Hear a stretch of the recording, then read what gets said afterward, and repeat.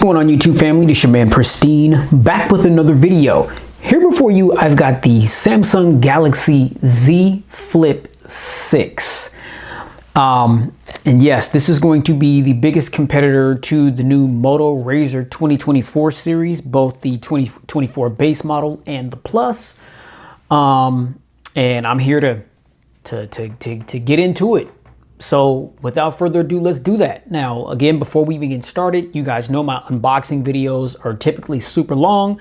I try to show as much as I possibly can to help you guys make an informed decision on whether or not you want to commit to this device. So that said, go get some food, get your drink of choice, get you a joint, a little glass of wine, whatever you do, get comfortable.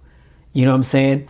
There are timestamps in the description. You do not have to sit here and watch this whole video because it's more than likely going to be over an hour long, but there are timestamps in the description. So you can jump around the video as much as you like, pick on, whatever subject is most important to you and go on and do your thing. If you want to watch the whole video, much appreciated. I salute you.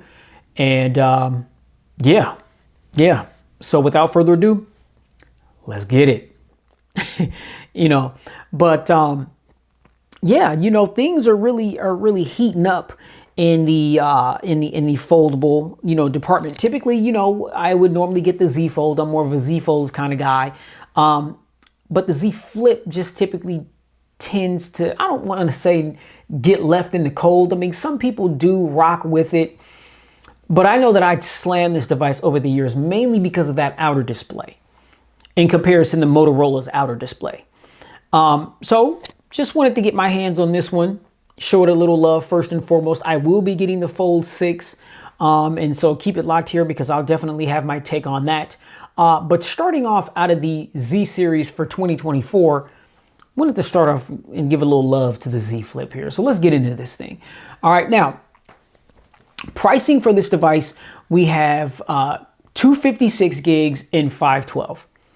Now, mind you, the price has gone up with the Z Flip and the Z Fold by $100. So the 256 gig variant of the Z Flip, which is what this is $1,099.99. I ordered this from Amazon.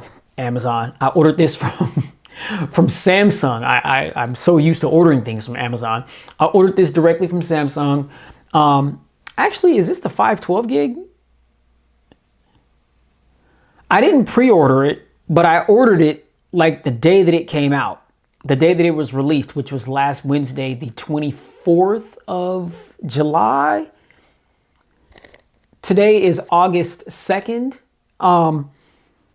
So God, I can't read the little fine print, but I have to look into the phone under the settings to see what gigabyte variant this is, because this may be the 512. I know that, they have the upgrade in the storage capacity when you pre-order, or, if you buy the phone, right after launch. I mean, there's still blessed customers, with that deal.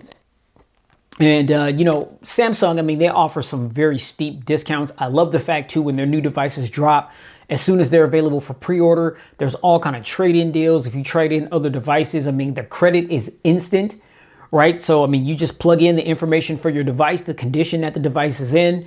Samsung will tell you right there off the rip, what they're going to give you for that device towards their new device. And when you go to the cart, when you hit checkout, it's an instant credit to the price of the phone. A lot of OEMs, they don't do that. You go plug in a phone's information, it'll tell you what they're going to give you for it, but then you'll still have to pay full price for whatever their device is at checkout. And then once you receive the device in the mail, you send that company back the device that you're trading in. The company gets it, receives it, heavily scrutinizes it to make sure that it's in the condition that you said it's in. And then if it is, then what they'll do is they'll reimburse you the difference for what they were going to give you for trade-in value, which ultimately means that you get the device for, whatever price you get it at based on how much they're giving you for your trade-in. I love the fact that Samsung, it's an instant credit. Okay, so this phone is $1,100. I traded in a phone and got 800 credit for it. and I just had to pay the difference. And so, you know, right at the cart, all I did was just pay the difference, which is really sweet. Yeah, but again, two variants, 256 gig, 512 gig. The 256 gig is $1099.99. The 512 gig is $1219.99. So yes, there is a price hike with both the Z Flip and the Z Fold if you decide to go with these models. Now, that's a lot of money. What does that money get you? Okay. Oh, and let me say this real quick too. And I love the fact that Samsung did this. On their website, in several of my other videos, I have nagged and complained about the fact that if we get a device and it says it's 256 gigs, it's very misleading. And it's like this with every company. If it's 64 gigs, if it's 128, if it's 256, 512, a terabyte, what the company does not tell you is that the pre-installed applications take up a certain amount of gigabyte space on the device. So for instance, if this is the 256 gig variant, right out of the box, it's not like I have 256 gigs of storage to utilize. Okay, the pre-installed applications and whatever the amount of gigabyte storage space that the system software takes up, that is deducted from the 256. So what Samsung did was they put the actual amount of gigabyte storage space on their website for you to see, for you to visualize, so that you know as soon as you take your device out of the box, you know exactly what your storage space is going to be. So if this is the 256 gigs, out of the box, I've got 231.3 gigabytes of storage to play with because of all the pre-installed applications. If this is the 512 gig variant, then I've got 486.4 gigabytes of storage to play with fresh out of the box because of all the pre-installed applications and the amount of storage space that takes up. I love the transparency there from Samsung. A lot of OEMs don't do that. They want people to believe that, hey, if you're buying a device and it says, and it's the 128 gig variant and it doesn't give you the option to expand storage, they want you to believe that it's actually 128 gigs that you're getting fresh out of the box, and it's not. Depending on the bloatware that's on that device, I mean, you may just fresh out of the box without downloading any of your app's contents, doing a restore from an old device or anything. You may out of 128 gigs, you may have like 117 or something like that out of the box. And that's with you having to do some digging or just, you know, restore your device, get everything on it, and then go into storage and look at the amount of storage space that all those applications, games, files, whatever you transferred onto the device, look at exactly how much storage space that actually took. So I like the fact that on Samsung's webpage, they are extremely transparent about the amount of gigabyte storage space that you get with the phone fresh out of the box. I really, really like that transparency. Okay, maybe some other day, all the other companies will catch on to that and provide that information as well. I think that's very useful information. All right, so we got a 6.7-inch foldable dynamic LTPO AMOLED ×2 1080p by 2640 Full HD Plus display. Samsung is a beast with these displays, as you all know. Okay. This is featuring 120 hertz refresh rate, HDR10 plus. We have a peak brightness of 2600 nits. We've got a 426 ppi pixel density. We've got a screen to body ratio of 85.5%. And that's for the main display when the device is open. For the cover display, we've got a 3.4 inch Super AMOLED 720 by 748 pixel display. We've got Corning Gorilla Glass Victus 2, Corning Gorilla Glass Victus 2 on this device with a 306 ppi pixel density with an aluminum frame, or as some people like to pronounce it, aluminium. I think that's kind of dope. Aluminum, you know, tomato, you get it.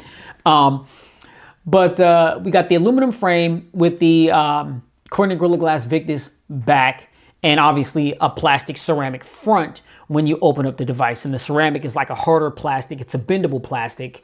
But again, same measures that I showed on the Motorola Razr here 2024, you're going to want to take similar measures with this device, because if you go peeling off anything that appears to be a screen protector, you are actually peeling the screen, and that is going to make null and void any warranty that this phone may be under. I believe that this device is also covered for a year after purchase. If anything goes wrong with the display, send it back to Samsung. They will gladly fix it for you under warranty, and either, send you a refurbished one, or they'll repair it and send you back your original phone, or they'll just bless you with a whole new phone, depending on the extent of the damage. But if the damage is self-inflicted, then you may be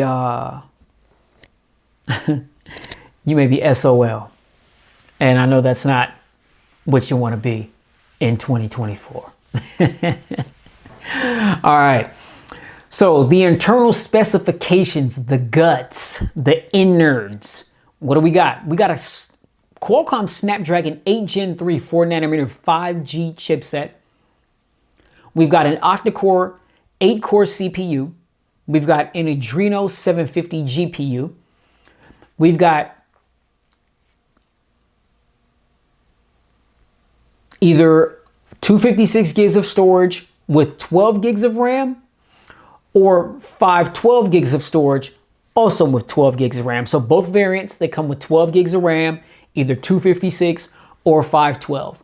This is running Android 14 with One UI 6.1.1 on top.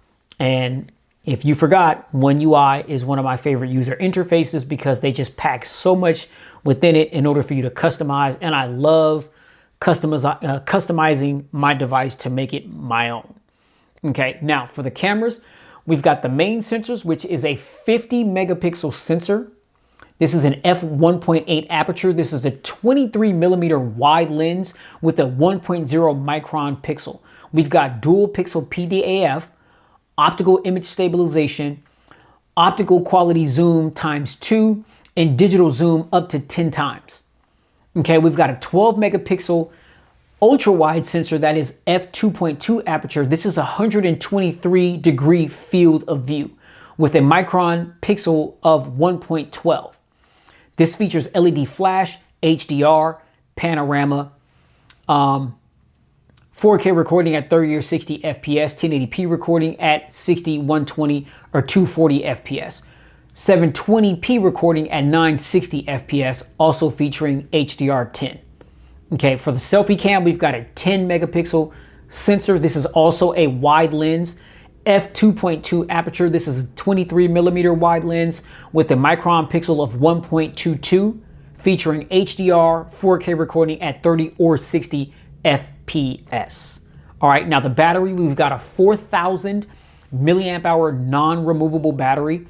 We've got 25 watt fast charging, which clearly the fast charging brick does not come in the box. So that's going to be a separate accessory that you're going to have to buy. Luckily for me, I've got an old fast charger from Samsung when charging bricks actually did still come in the box. I think it's like a 30 or 35 watt fast charger. Charges things pretty quick. So I'll be using that. If not for that, I've got other universal fast chargers. It may not be a bad idea to invest in something like that, because a lot of these OEMs are getting away from putting the charging bricks in the box. There's only a very small few that still do that. Nevertheless, 25 watt wired fast charging. We've got quick charge 2.0, obviously Type-C for the charging port. Samsung is claiming 50% in 30 minutes is what they're advertising. We've got 15% wireless charging. I wonder when that's gonna, when those wireless charging speeds are gonna increase, because it's been 15% wireless charging for some years now. And at the rate at which technology grows, I would have thought that with the wireless charging, they'd at least be up to maybe 25, 30 watts. Maybe that's a thing. And maybe I'm just, I don't know, living under a rock or something. But for the longest time, a lot of the devices that have wireless charging, it's always 15 watts, which ain't very fast. And of course, we do have reverse wireless charging, which is 4.5 watts, which is just absolutely nothing. You know, if my smartwatch is getting ready to die and I just want to juice it up very slightly to buy me some extra time, you know, I could use reverse wireless charging. If my earbuds, you know, are getting low on a charge and I want to charge those up, I can slap it on the back of the phone and it'll charge them very slowly. But a slow charge is better than no charge. Hashtag bars, you know what I'm saying? So, yeah. And then again, as I mentioned, we got USB Type-C 3.2 on the go. Or 3.2 OTG, which stands for on the go. All right, now,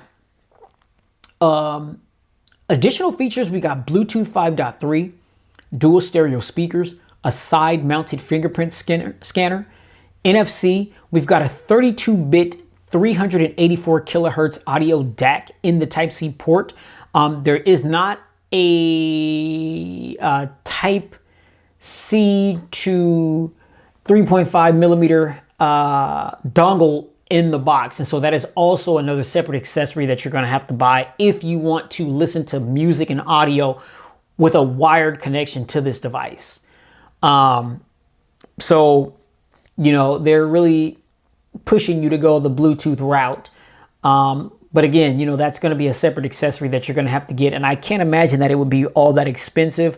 But I mean, before, those accessories once did come in the box. I mean, I still have, you know, my Type-C to 3.5 Samsung dongle, again, from, man, I think it was the first Z Fold that came out like 4 or 5 years ago. And it had everything, the fast charging brick, the Type-C dongle, you know, it had everything. I mean, I keep all that stuff. But yeah, I hang on to all that stuff. But sadly, those things, you know, they don't come in the box anymore. I mean, Samsung just thinks that people just have these things laying around, and it sucks after you spend that kind of money for the device, and then you got to turn around and you got to buy a fast charging brick. You got to buy a Type-C to 3.5 dongle if you want to plug into the device and listen to music.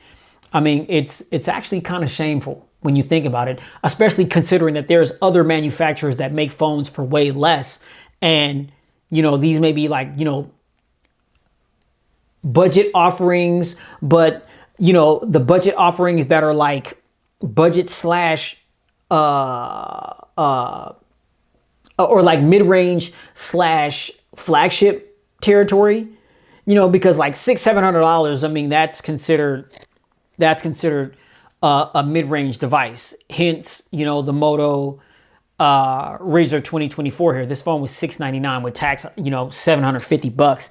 I mean, in my mind, that's flagship territory. You know, so if you're spending that kind of money, I mean, you should get everything. And if you're spending that kind of money and above, then everything should be in the box. I mean, it really sucks, and I'm not trying to rant, but it sucks that we pay over $1,000 for the device, and we got to go buy a charging brick, we got to go buy a dongle, we got to go buy a case, screen protector. You know what I'm saying? I mean, we are getting raked over the coals with these prices for these phones. That's why, you ever notice, like when you get a phone from a carrier or Best Buy, whatever, buying the device itself isn't good enough. They always got to try to sell you on a case or a screen protector. And then these cases, depending on the brand of the case, I mean, they're going to run you anywhere between, you know, 20 and 60 or 70 bucks. You know what I'm saying? Depending on the brand, you know, of the case. Screen protectors, another 30, 40 bucks. For a little thin piece of glass or plastic, it's like, come on, it's highway robbery. So most of my accessories for these devices that I get, I go to Amazon. Amazon has accessories, cases, screen protectors for just about any device that's out there. So do yourself a favor, ladies and gentlemen, save some money. Stop, you know what I'm saying? I mean, feeding more money to these companies by spending all this top dollar on these accessories, unless you want to, right? I ain't got my hand in your pockets. I'm not trying to tell you how to spend your hard-earned cash, but I am an advocate for saving because I work hard for my money. I mean, real hard. And if I can keep as much of it in my pocket as possible, why would I not want to do that? Why would I spend 40 or 50 bucks on a case when I can get the same quality cases on Amazon for like $12.99, $8.99, $7.99? If I want to get cute and fancy, you know what I'm saying? You know, $15.99, you know what I'm saying? That'll get you a nice Spigen thin case, you know, with a kickstand. You You know what I'm saying? If I want to get fancy with it with the cases. Shout out to Spigen, man. Spigen, they make some of the dopest, cases out there. They got thin cases. They got rugged cases. You know what I'm saying? You ain't got to spend 70, 80 bucks on no goddamn OtterBox. Just go to Amazon, man, and visit Spigen, man. You know what I'm saying? Come on. Tell them your man Pristine sent you. I'm going to need that check, Spigen. Real talk. You know what I'm saying? I'm going to need that check, homie. Yeah, so getting back to the additional features, 32-bit, 384 kilohertz audio DAC in the Type-C port. We've got IP48 water resistance. This is resistant up to 1.5 meters underwater for 30 minutes. Now, I would not recommend that, but you do what you do. You know what I'm saying? I mean, I'm from the 70s. I'm 45 years old, getting ready to turn 46 here in a couple months in September. I was raised that you just don't put tech in water, no matter what. It doesn't matter to me what the ingress protection number is. You know what I'm saying? I mean, I am not putting my device in water. I'm not submerging it. I'm just not doing it because in my mind, I'm conditioned to believe that if my technology gets wet, it's going to short circuit. That's just how I'm wired. It doesn't matter. These protection numbers doesn't make me want to go swimming with my device, right? It doesn't make me want to be in the shower talking and texting. Oh man, the phone's built for it. It can handle it. Nah, doesn't make me want to do any of that, But for those of you folks that get down that way, again, that's no knock on y'all. Okay, so I don't get upset in the comments. Man, Pristine, why you slamming us? You know what I'm saying? I like to get our, get waterworks, with our devices, bruh. Huh, bruh? Man, chill, homie, chill. You know what I'm saying? I'm just speaking about what works for me. You, my friend, you do what you do. You know what I'm saying? You do what you do, little baby.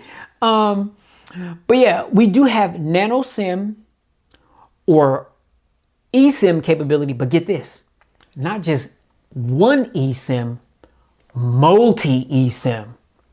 You know how many eSIMs that is? 2 eSIMs. You know what I'm saying? So you can do 1 nano SIM or 2 eSIMs in this device. How dope is that? I don't know, because I only need 1. You know what I'm saying? But I mean, for phones that have dual SIM capabilities, I mean, it's dope to where if your phone is eSIM compatible, now you got dual eSIM compatibility. See how the tech is moving? All right, now, colors and dimensions. We've got crafted black, which is what this is, and this crafted black is oh so dope because when I take this out of the box and we're going to take a look at it, one of the main reasons that drew me to this particular color was the fact that the back of this device is like a carbon fiber backing. I'll show you what I'm talking about when I crack this phone out the Bizox. All right, but we've got crafted black, peach, white, yellow, mint, silver, shadow. Those are the colors. Crafted black, peach, white, yellow, mint, and silver shadow. Now the weight is 187 grams. That is 6.60 in the ounces. And open, the dimensions is 165 by 1 or 165.1 by 71.9 by 6.9. Folded, it's 85.1 by 71.9 by 14.9. Those are the dimensions and the weight of the Samsung Galaxy Z Flip 6. All right, so now we'll head over to the box presentation. Again, you see the thinness of the box. I mean, and this is, typical Samsung packaging. They don't really deviate much from, how the devices were packaged up from the previous model of the flips and the folds. I mean, you do get a nice little little picture of the device, for the new Z Flips around the camera rings. You've got those little highlighted rings right there. And I think that's, just, I don't know, some kind of physical ability to, or visual ability rather, to distinguish between you know, what's the new flip versus the old flips, because they all look very identical. So maybe that's just a little wrinkle that Samsung decided to do just to let it be known that, hey, this is the new joint, this is the 2024 joint. You know, so if you see those rings around the camera on a Z Flip, then yeah, that's, you know, I guess Samsung's way of letting it be known to the people that you're at the top of the food chain in your flipping style device. Bottom, IMEI, serial number, all that jazz. Back is Z Flip 6, and it's just going to give you some quick general information about the device. And then I like these little tabs right here. They make it easy. Apple, they do this as well. Just peel those off to go ahead and open up the box. Simplicity. I like it. All right, so here we go with the unboxing experience. And as you see, as soon as we take off the top, we are greeted with our Galaxy Z Flip 6. So I'll raise this up out the box, and you guys see that? See that carbon fiber? Those lines? Whoa. Oh, okay, hold up.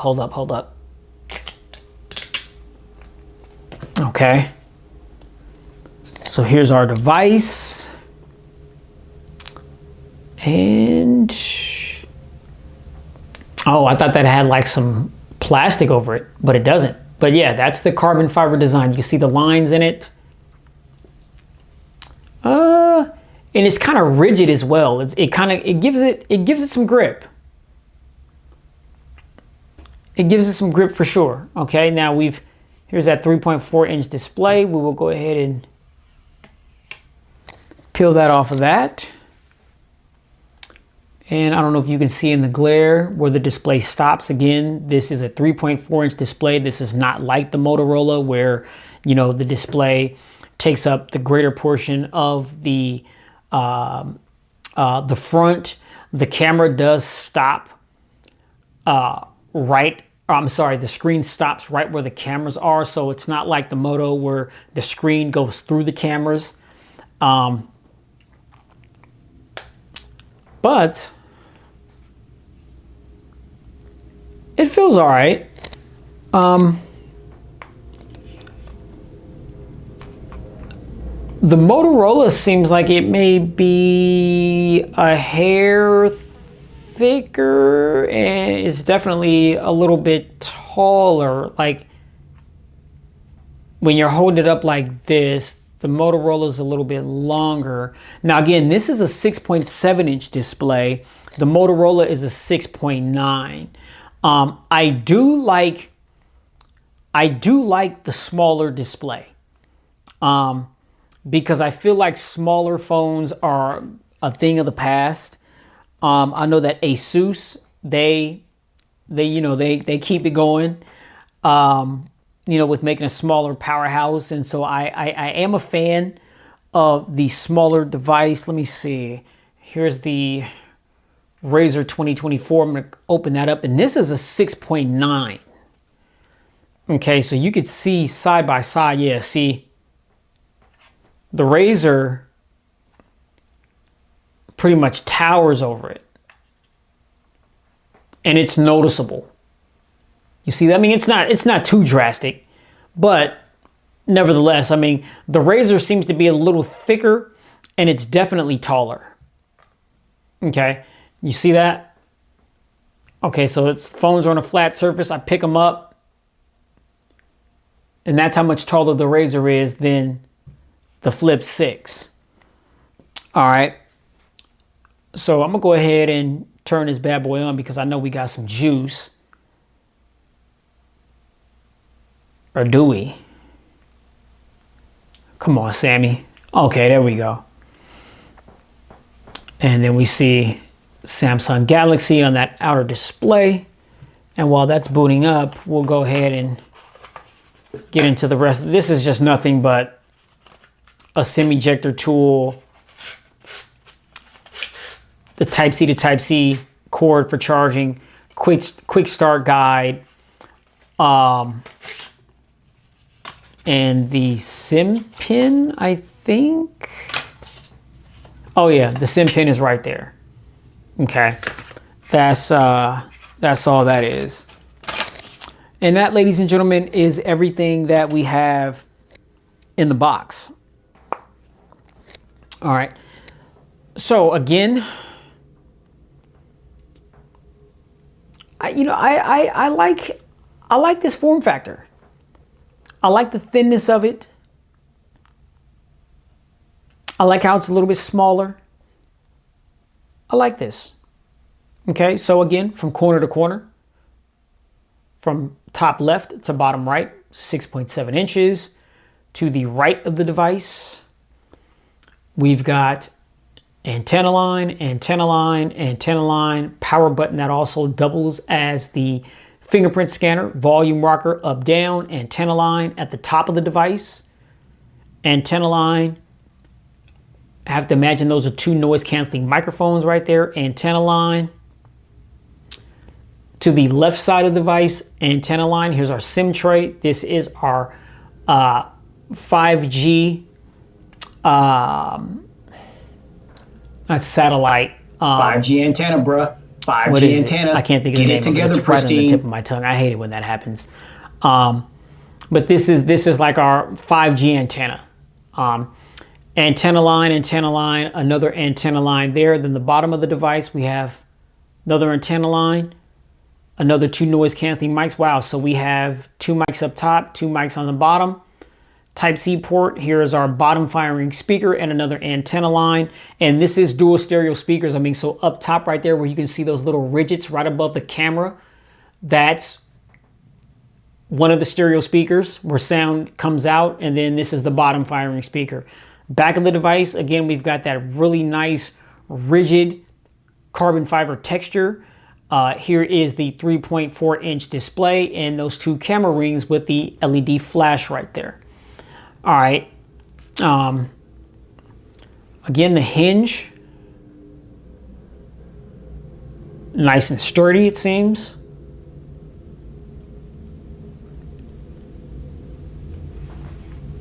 Yeah, that hinge is strong. That hinge may be stronger than the Moto.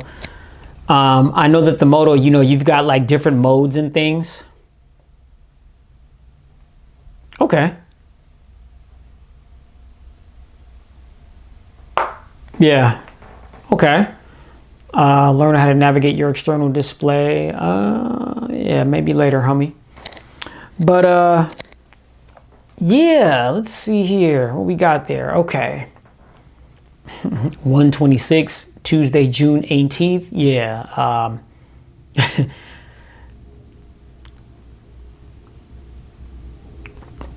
And again, this is, 3.4 inches with the display closed, that outer display. Really looking forward to see if Samsung made any improvements with this outer display. I know that one of the main things that I slammed was the fact that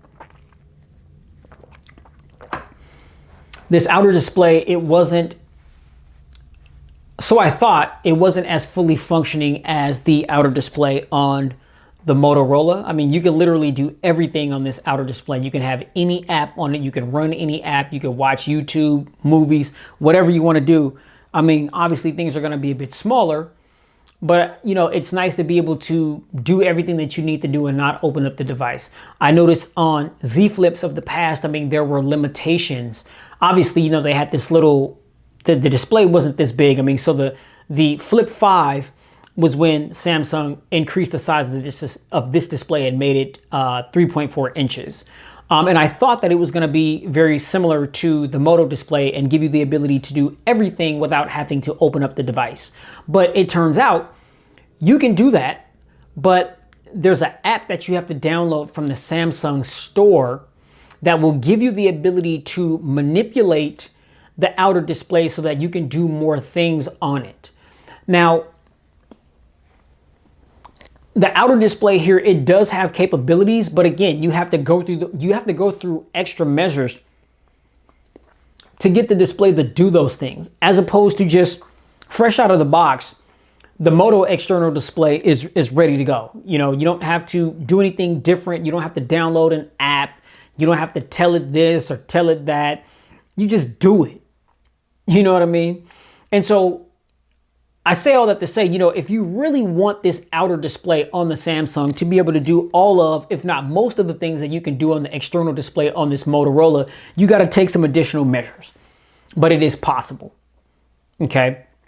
And I will try to show you exactly what I mean so that if you do decide to commit to the Z Flip 6 here and you want to take, more advantage of the external display rather than, just what it gives you fresh out of the box, then I will show you how to do that. So I'm gonna step aside, get the phone set up here, get to the home screen, and then I'll be back in a minute here, and that's where we're really gonna start doing some heavy scrutinizing. All right, so y'all hold it down for a minute. All right, YouTube family, we are back in, made it to the desktop for the Samsung Galaxy Z Flip 6. I don't necessarily want to say pleasantly surprised because I've always liked Samsung devices, and they're always the cream of the crop, super premium devices. Even like their mid-range offerings are pretty, they're pretty robust. Just one UI, it's just packed full of features and functions and things that you can take advantage of, personalization options, things of that nature.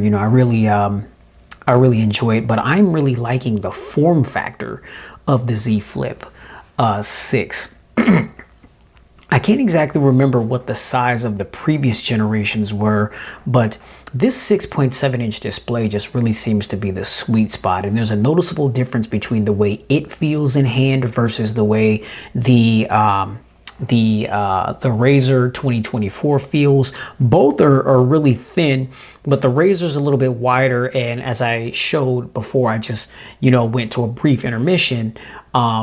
It's also a little bit taller as well. And so, me being a guy, smaller stature, I'm about 5'3.5", maybe 5'4", about 120 pounds, soaking wet.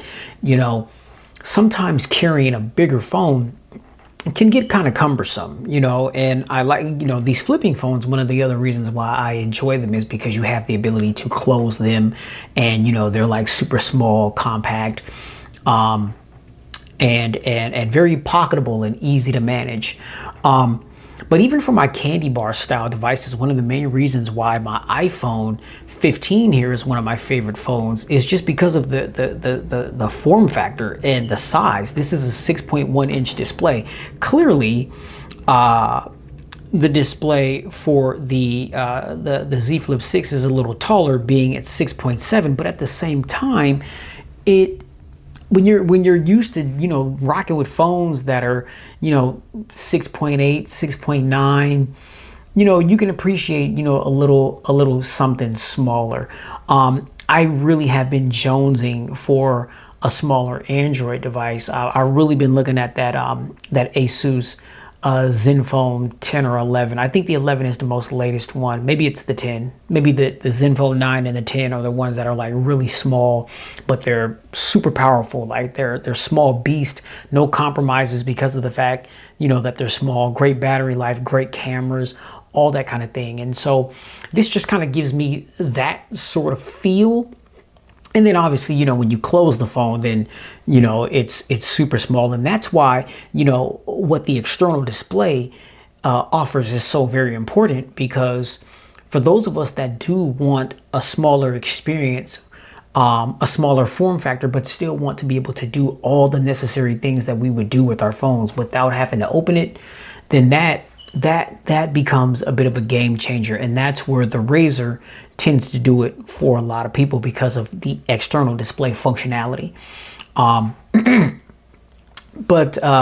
the form factor, I mean, it's more smaller, it's more compact. It definitely feels a little bit more premium. These phones, and they're super light as well. I mean, Samsung this year, they went with, according to Courtney, my Samsung rep down at my latest Best Buy, shout out to her and the Best Buy team. Samsung, they went titanium with the Flip and the Fold. And, you know, it's crazy how light the Z Fold 6 is. Like when you look at it, it looks like it's a big phone. Previous generations Z Folds have been pretty hefty, you know, heavy, chunky, you know, and, you know, people just stomach it, obviously, because you get that big display when you open up the device. But nonetheless, I mean, you know, it can get kind of cumbersome, you know, at times. But I mean, with this titanium, I mean, these devices, I mean, they're so lightweight. Picking this up, and especially that Z Fold, I mean, just given how big it is, it just doesn't have much weight to it at all. And I really like that. I really enjoy that. Yeah, pardon the interruption. So yeah, you know, I could possibly enjoy this a little more than the Razer. I mean, obviously, you know, I'm going to be comparing both of those devices. But I'm so far we're off to a good start. You know, I've slammed previous Z Flips before. You know, they're always good phones as far as like specs and performance and things like that. But, you know, when the Razer sets the bar with that external display, any foldable phone that you get, it's going to be hard not to compare it to that. The other thing too with this is my Nubia Flip 5G. That phone is really big. It's really thick. It's chunky. It's wide. It's 6.9 inches when you open it. I mean, it's really big. Let me grab it here. But one of the main issues that I have with this device is the lack of functionality that you have with the external display. And you look at that, look how much bigger that is than the Flip 6, right? It's wider, it's taller. Again, it's a great phone. I mean, it's, you know, Nubia, it's ZTE. The software is just amazing. I love the customizability. You know, this phone is chock full of features, but when you close it, you know, you've got the outer display there, which obviously, you know, it tells the time. I mean, if you're listening to music, you can change the music tracks and so on. But, you know, see, there's the music controller there. You got your camera right there, which if you hit that, I mean, you know, you can use this as a little viewfinder, which, you know, that's cool and all.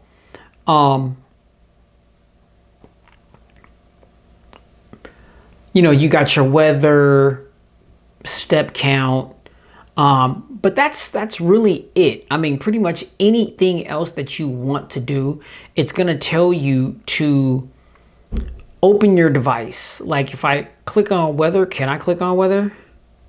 Can't click on that, but see, please open your phone to view. Right? I mean, cool. I mean, if there were no other options as far as flipping phones, this would be it, right? But just imagine, like, as wide as this phone is and as chunky as it is, I mean, imagine if this whole external panel, outer panel, was just all screen, and I could just be here with it, doing whatever I need to do.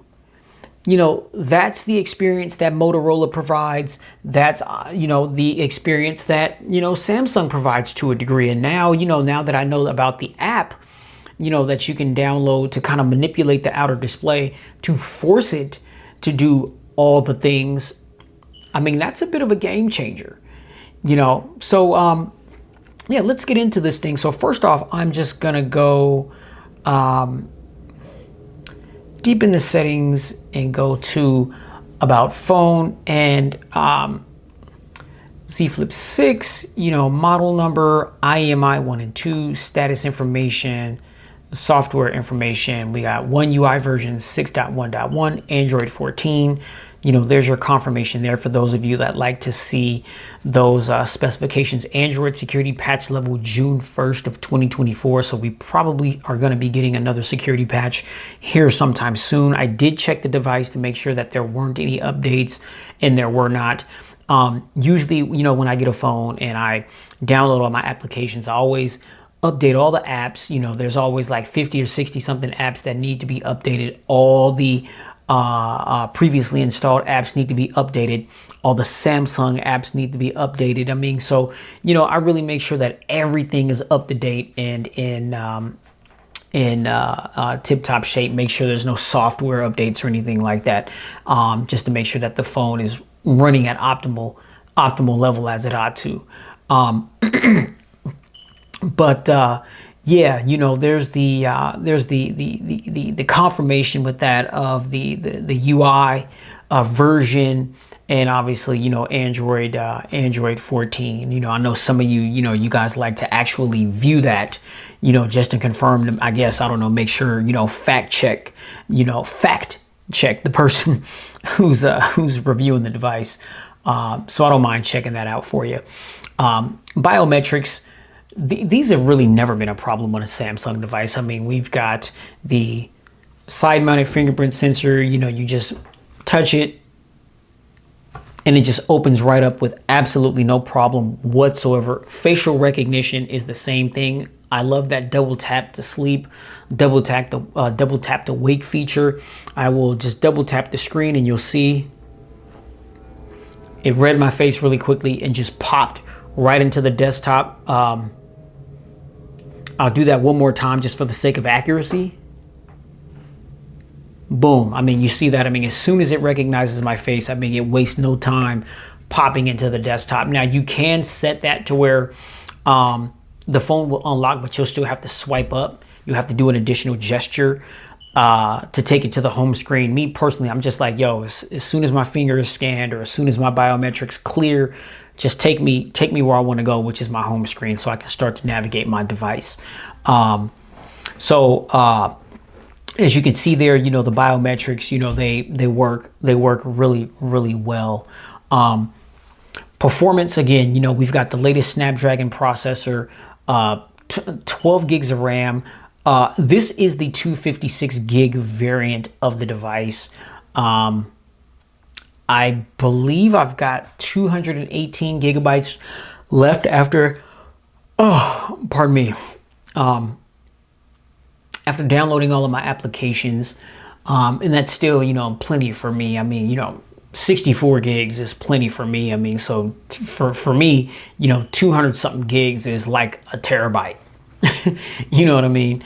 I just don't store a lot of things on my device like that.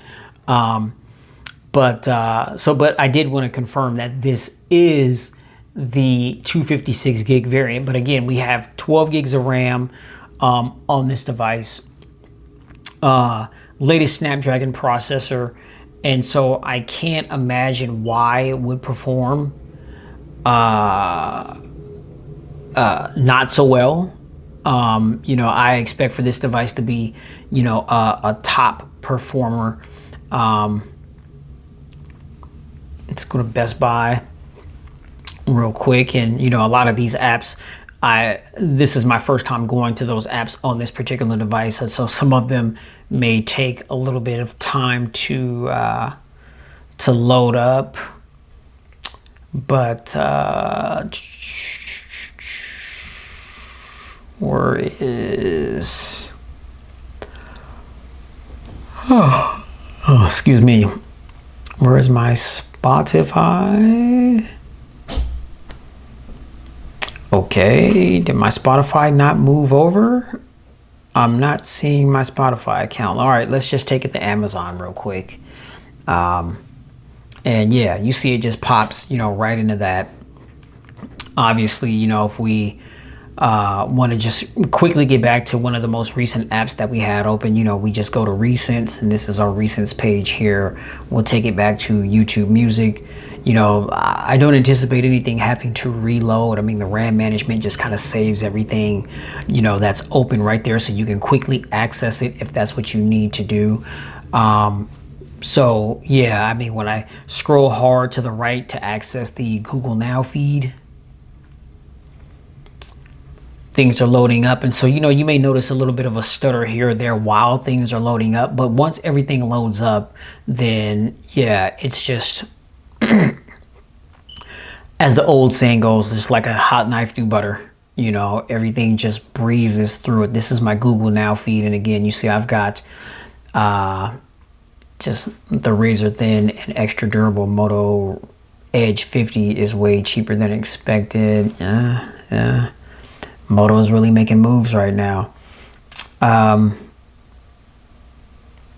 But yeah, you know, performance, you know, this thing is going to perform, you know, as it ought to. You know, it's spec'd up and spec'd out to the teeth with the latest specifications. I mean, I don't anticipate this device being a problem performance wise for anybody. I mean, unless it's defective. You know, we do experience that from time to time, especially with early versions. You know, a lot of people are just like, hey, you know, you want to wait at least for the first few batches to get out of the way, just so that, you know, the company can kind of iron out, you know, any kind of bugs or anything like that. But I've dealt with enough Samsung devices, and you know, I haven't had too many bad experiences, you know, with the exception of the Note 9. And actually, that was a solid experience for me as well. I mean, mine wasn't the ones that exploded. But I understand, you know, it was a safety concern. Samsung, they had to recall them. That was a big fiasco that they went through. And I'd say they recovered well. If anything, you know, they came back with a vengeance after that, because that was huge for them.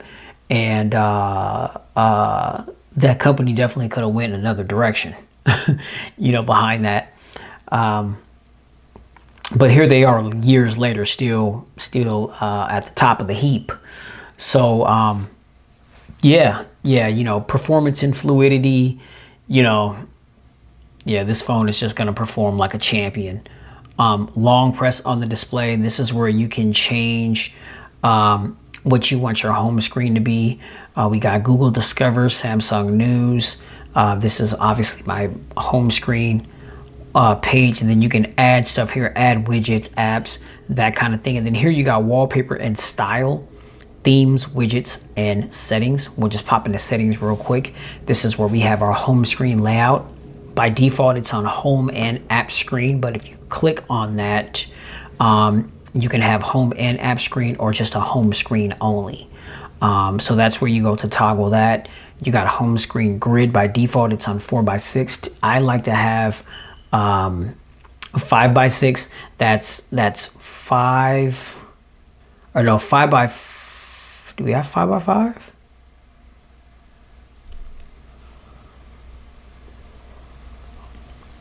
Okay, so we have 4:5, 4:6, 5:5, and 5:6. So I typically do 5:5. So what that means is there's 5 apps across, and then 5 apps going up and down. 5 apps going left and right, 5 apps going up and down. I will change that once I'm done with this video, because it just kind of reorganizes the apps. Right now, things are just, you know, uniform on the home screen based on this particular setting, but I do 5:5 rather than 4:6.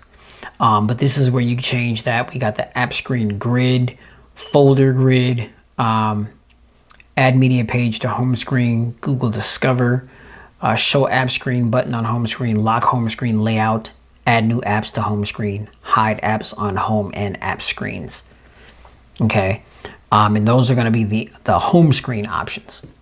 All right. And so, yeah, we'll scroll down. I mean, you know, typical Android fashion, you know, you got, you scroll down once anywhere on the device, and that's going to take you to any settings that you have. And then you scroll down again, that's going to take you to, or I'm sorry, any notifications. That's going to show you notifications. But then if you swipe down again, that's going to take you to your quick toggle settings. In order to edit those, you're going to go to that little pin icon right there, and it's going to ask you, you know, to edit just the top row, or to edit the full row, which that's just the top row right there. So you can edit those, and then if you swipe down again, this is full. And I've got 3 pages of these, and you can add or take away things, you know, just based on, you know, whether or not you want certain things to be there, if you feel as though that's a little bit easier access for you.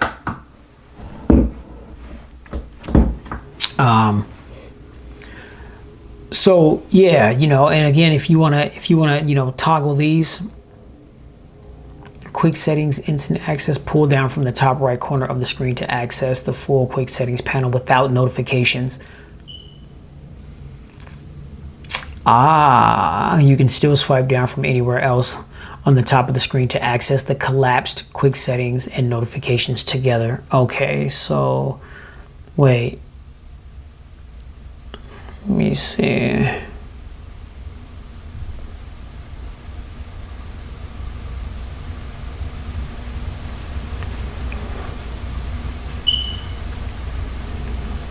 Alright, swipe down from the right. Oh, well, that pulled down the whole shade.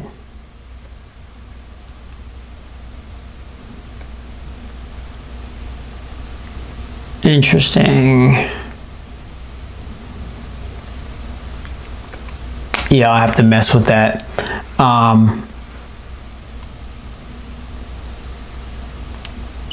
But yeah, anyhow, we'll go into the settings and, we'll kind of go through this really quickly.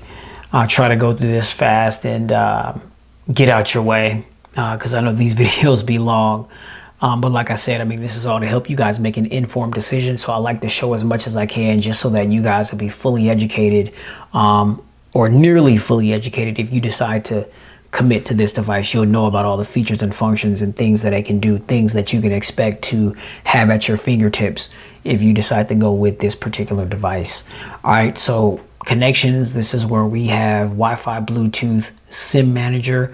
Connected devices, we've got quick share and Android Auto, quick share, music share, auto switch buds, call and text on other devices, continue apps on other devices, camera sharing, link to Windows, multi-control, smart view, Galaxy wearable, smart things, and Android Auto. Okay, that's where those items live under connected devices. If we go to connections, then this is where we have Wi-Fi, Bluetooth, NFC, and contactless payments, airplane mode, SIM manager, data usage, mobile hotspot and tethering, more connection settings. If we click on more connection settings, we've got nearby device scanning, which I don't need that on, printing, VPN, private DNS, and then auto update system configuration, allow automatic network configuration changes. Even when this is off, configuration may be auto updated for safety, security, or to ensure functionality. So that's just that's on by default rather, and that's under more connection settings. Okay. We'll pop out of that. Galaxy AI. Now I know that Galaxy in their keynote presentation, or Unpacked rather, they talked about a lot of the AR features and they showed off some really cool things. And so, it's nice to kind of have those things at your fingertips for those of us that are actually going to, use those things and find value in them. But nonetheless, I mean, it's still cool that the phone, has, some of these features. So I'm just going to go down the list of Galaxy AI and just kind of read off what they are so you have a clear understanding of what they do and what they mean, and then we'll move on. So we have Call Assist, get real-time translation during voice calls. That's a game changer right there. If you're talking to somebody that speaks a completely different language than you, then you can talk to that person using Live Translate. Or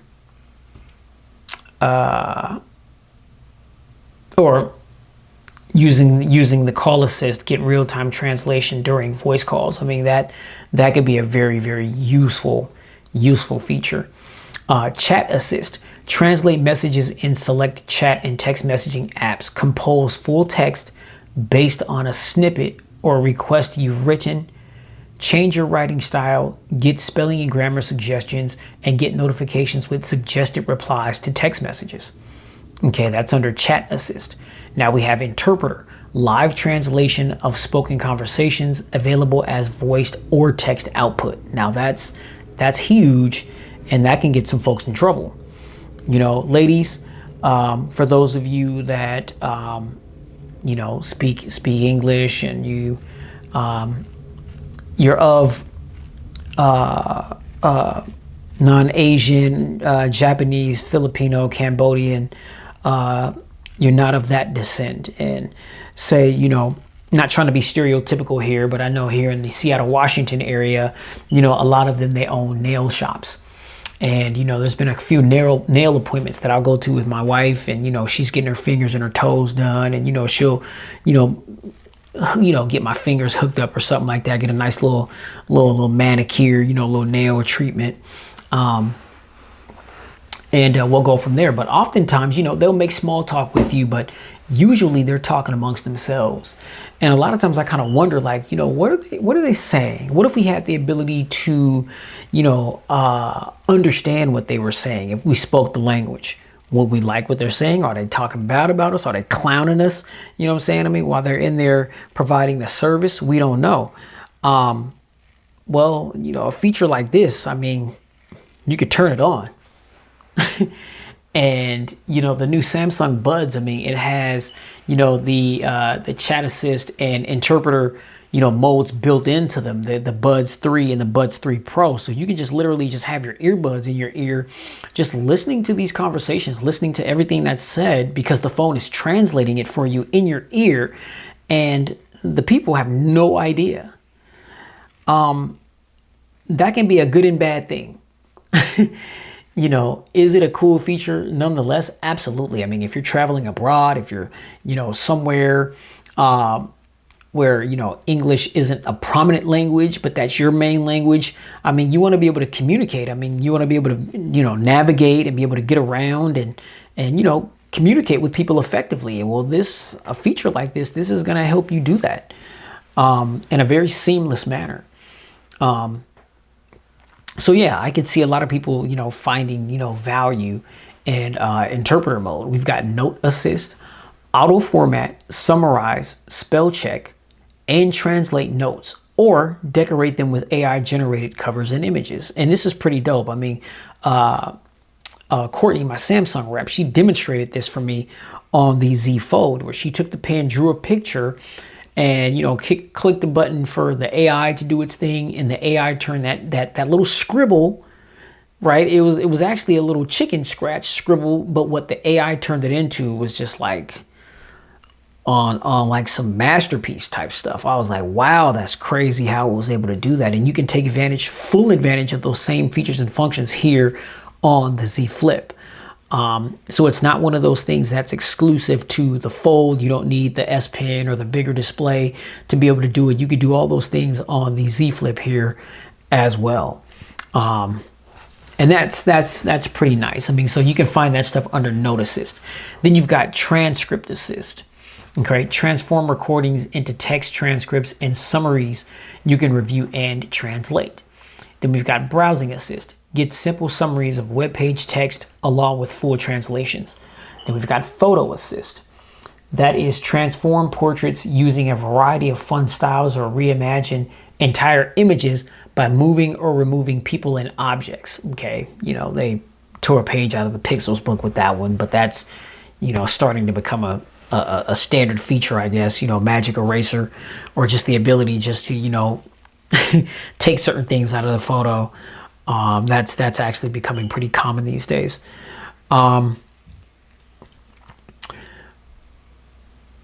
Did I say Drawing Assist? Transform simple drawings into captivating works of art.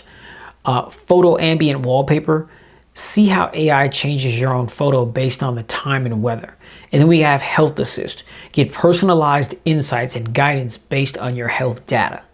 Okay, and then here it says process data only on device.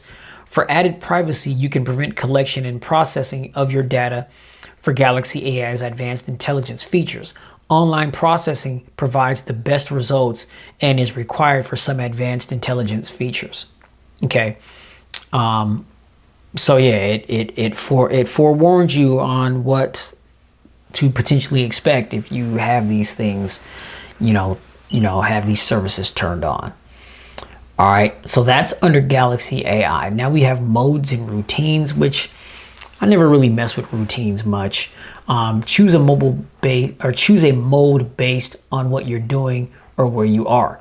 your phone's settings will change to match your activity or situation.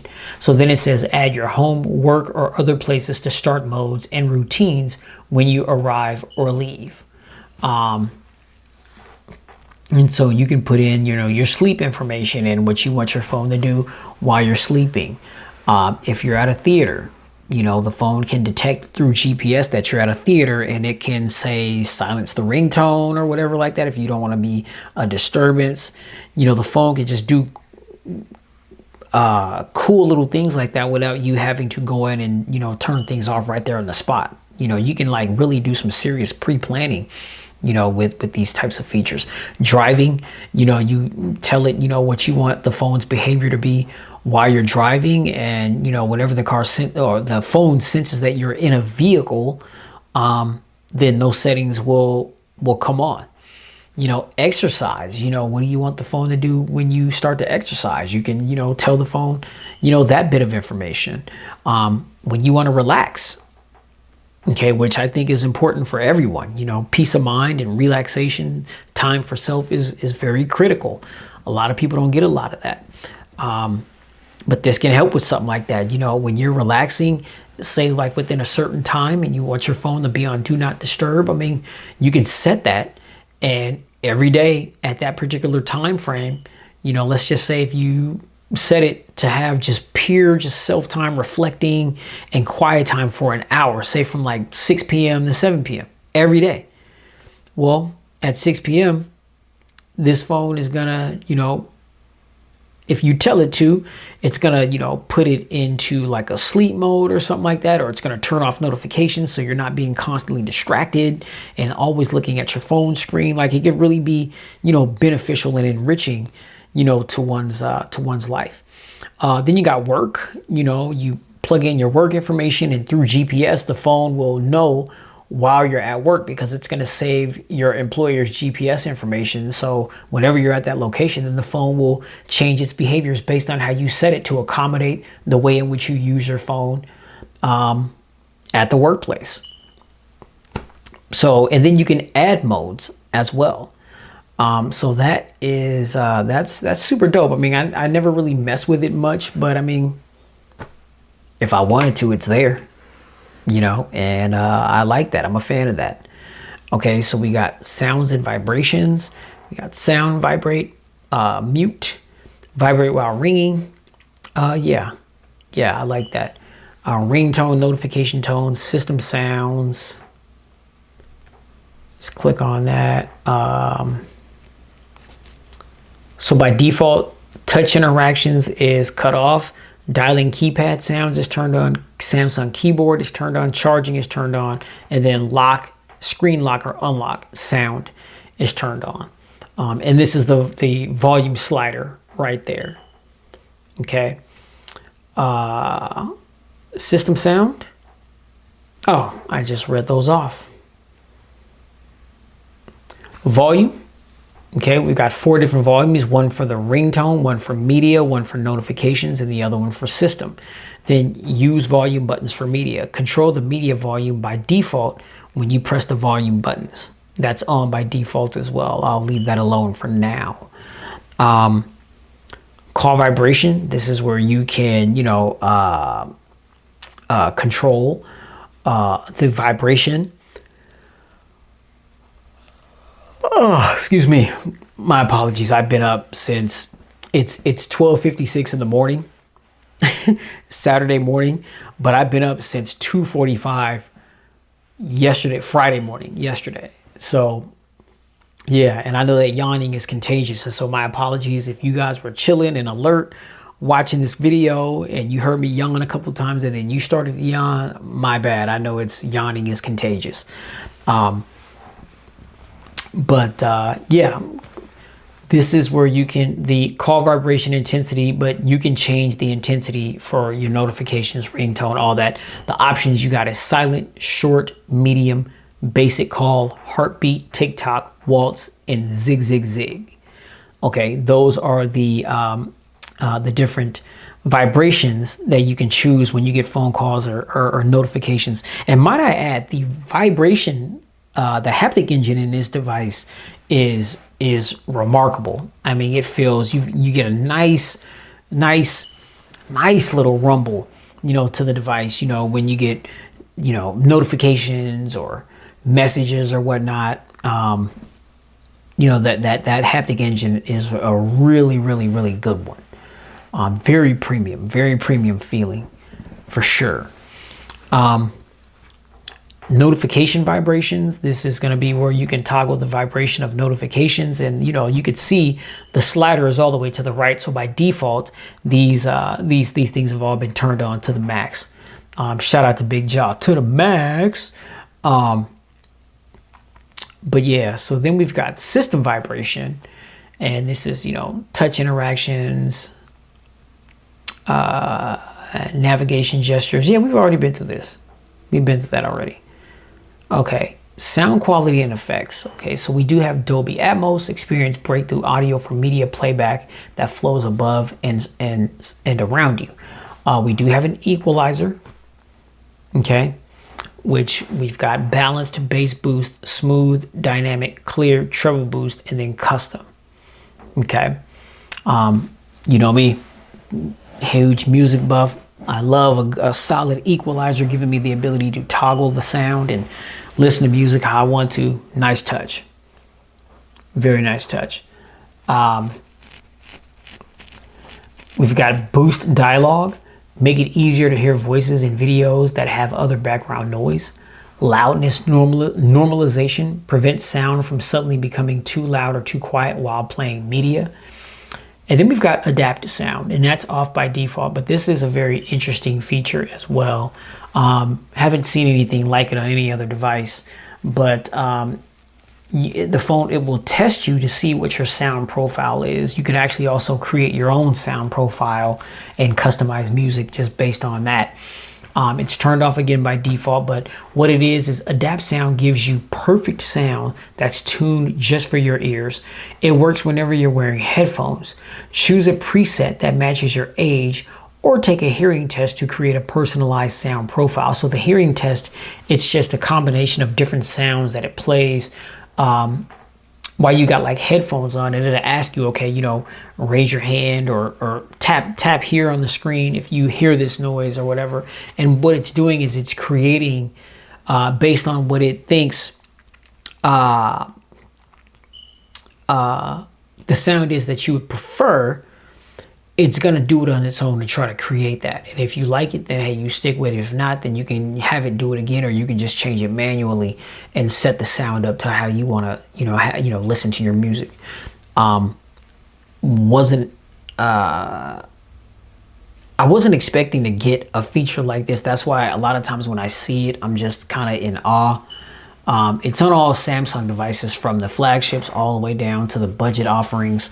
So I don't believe that this feature is just exclusive to like the mid-tier or the flagship devices. But nonetheless, I mean, this is an awesome feature. You turn it on and adapt sound for media and calls. You got under 30 years old, 30 to 60 years old, over 60 years old. Now let's just, for the sake of doing so, we'll click on one of these just so you can see, and then we click on the little settings icon, and this is what it looks like. And so it'll give you a preview, and it'll say connect headphones to start. So you have to have headphones in order to be able to hear the sounds, right? I mean, it's ultimately, checking your hearing based on how you hear. And they have different profiles for the different age demographics: under 30, 30 to 60, which is where I fall under, and then over 60 years old. So I think that that's a very, very, very thoughtful feature. Other companies, I feel like they just completely missed the mark. But Samsung, they're reliable. They come through, and they offer a lot of bells and whistles. So, yeah, that's all under Adapt Sound. We do have UHD Upscaler. Make the sound of your music and videos clearer when you wear headphones. Okay, so that's another wearing headphone feature right there. All right.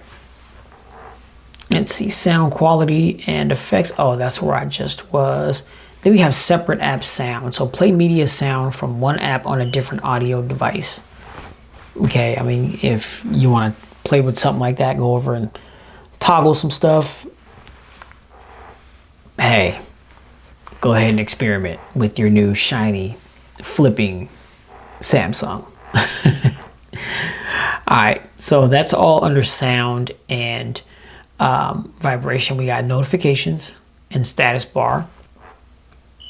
Okay.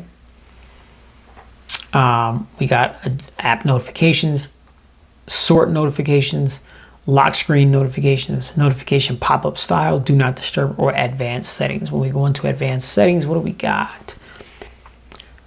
Show notification icons, show battery percentage, notification history, conversations, floating notifications, show app icon and notifications.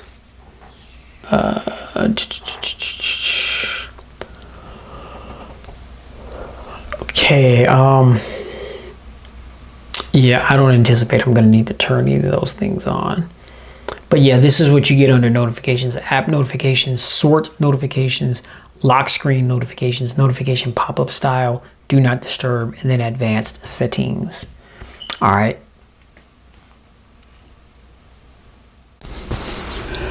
Pardon me, y'all, for that brief interruption, but let's jump right back into this thing. So display. Okay, we'll pop into display. We've got light, dark mode settings. If you click into that, to schedule dark mode to turn on between sunset and sunrise, location needs to be turned on, or you can turn on as scheduled. Okay, so those are the dark mode settings right there.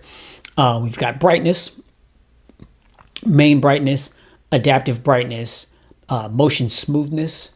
Actually, I would prefer to have adaptive brightness off. And you see when you turn off adaptive brightness, then it gives you the option to toggle on or off the extra brightness. And that says increase the maximum brightness. This uses more battery. So just be aware that if you do turn that on, that it's going to drain your battery a bit faster. Motion smoothness. This is where we're going to be able to have the phone, perform at a high refresh rate from 0 frames up to 120. I'm not going to complain about this because I would much rather prefer a higher refresh rate over 60 frames, which used to be the standard some years ago. But I've seen a multitude of devices that give the option to toggle what you want the refresh rate to be, starting at 90, then 120, 144, 165. Certain Motorola devices did that. They seem to have gotten away from that.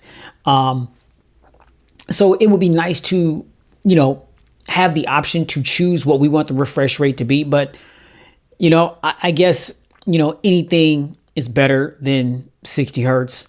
So I'm not going to complain there too much, but it would have been nice to have the option to select what you want the refresh rate to be. Obviously, the higher the refresh rate, the more battery it's going to drain. But, a lot of us know that. So, just gives us the ability to kind of rock out and use the phone how we want to. The phone as it is on adaptive just really depends on what you're doing, and the phone will basically dictate the refresh rate. It says get smoother animations and scrolling by automatically adjusting your screen refresh rate up to 120 hertz. And then standard, get longer battery life by automatically adjusting your screen refresh rate up to 60 hertz. But there's a clear difference between the way the phone looks as far as like scrolling and navigating through your phone.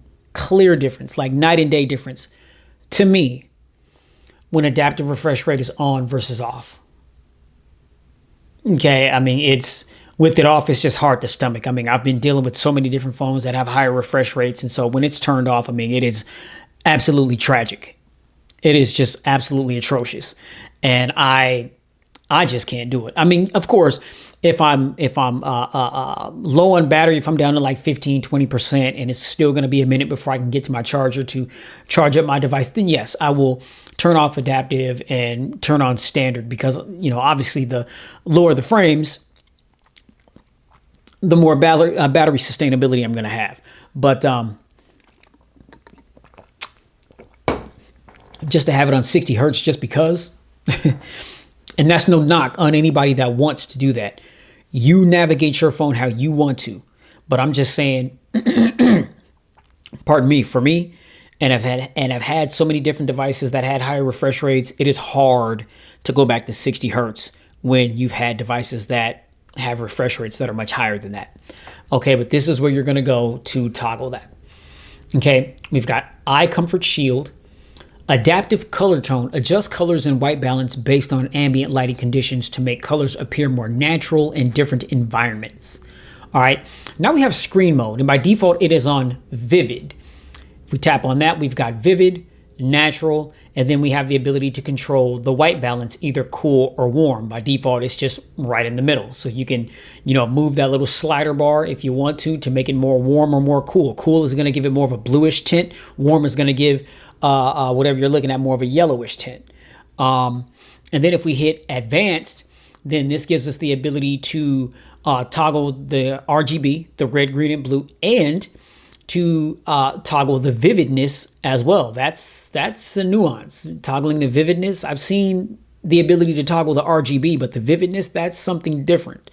Now that's under vivid. Now if we go to natural, then those options to toggle the RGB and the vividness of the image, that goes away because it's natural. I mean, so it's just like, hey, if you choose natural, you're opting to have things look as natural as they are, colors to be as accurate as possible. Vivid, and you can see the difference here. When I click vivid oversaturates. It makes the colors pop more. I'm a big fan of it. I don't have a problem with it at all. If the colors can be sharper and a little bit more vibrant, a little bit more punchy, then I prefer that. Now take a look at this photo here. You got the nice blue sky, red house with the like a tan yellowish sand. Now when I hit vivid, it just made it more vivid and the colors got a little bit brighter. I don't know if you could tell that. I mean, the difference is very subtle, but let's see. Okay, maybe we could tell here. Vivid, natural. See, under natural, if you pay attention to the pink in the red ball, it less intensified the actual color of the pink in the red ball. But then if you hit vivid, then it gets, the pink gets slightly more pinker. The red gets a little bit more red. I mean, it just makes colors pop more. And I'm into that. So I rock out with the device on vivid. That's just how I'm moving. All right. Excuse me. Font size and style, screen zoom, full screen apps, camera cutout, screen timeout. For the sake of the video, I got it on 10 minutes. Easy mode, edge panels,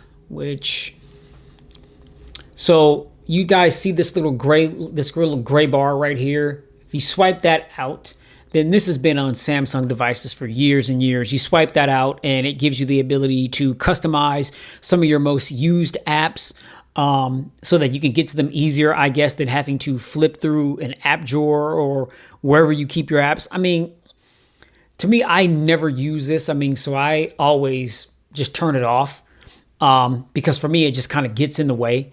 And a lot of times I end up accidentally hitting it to the left and making the row of apps pop up when I don't need them to.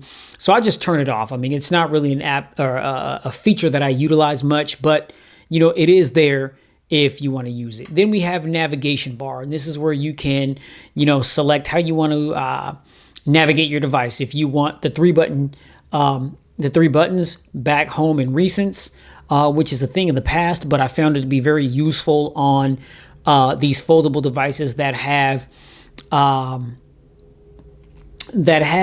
these displays that aren't as durable. These flexible folding displays. I mean, they're not that tough.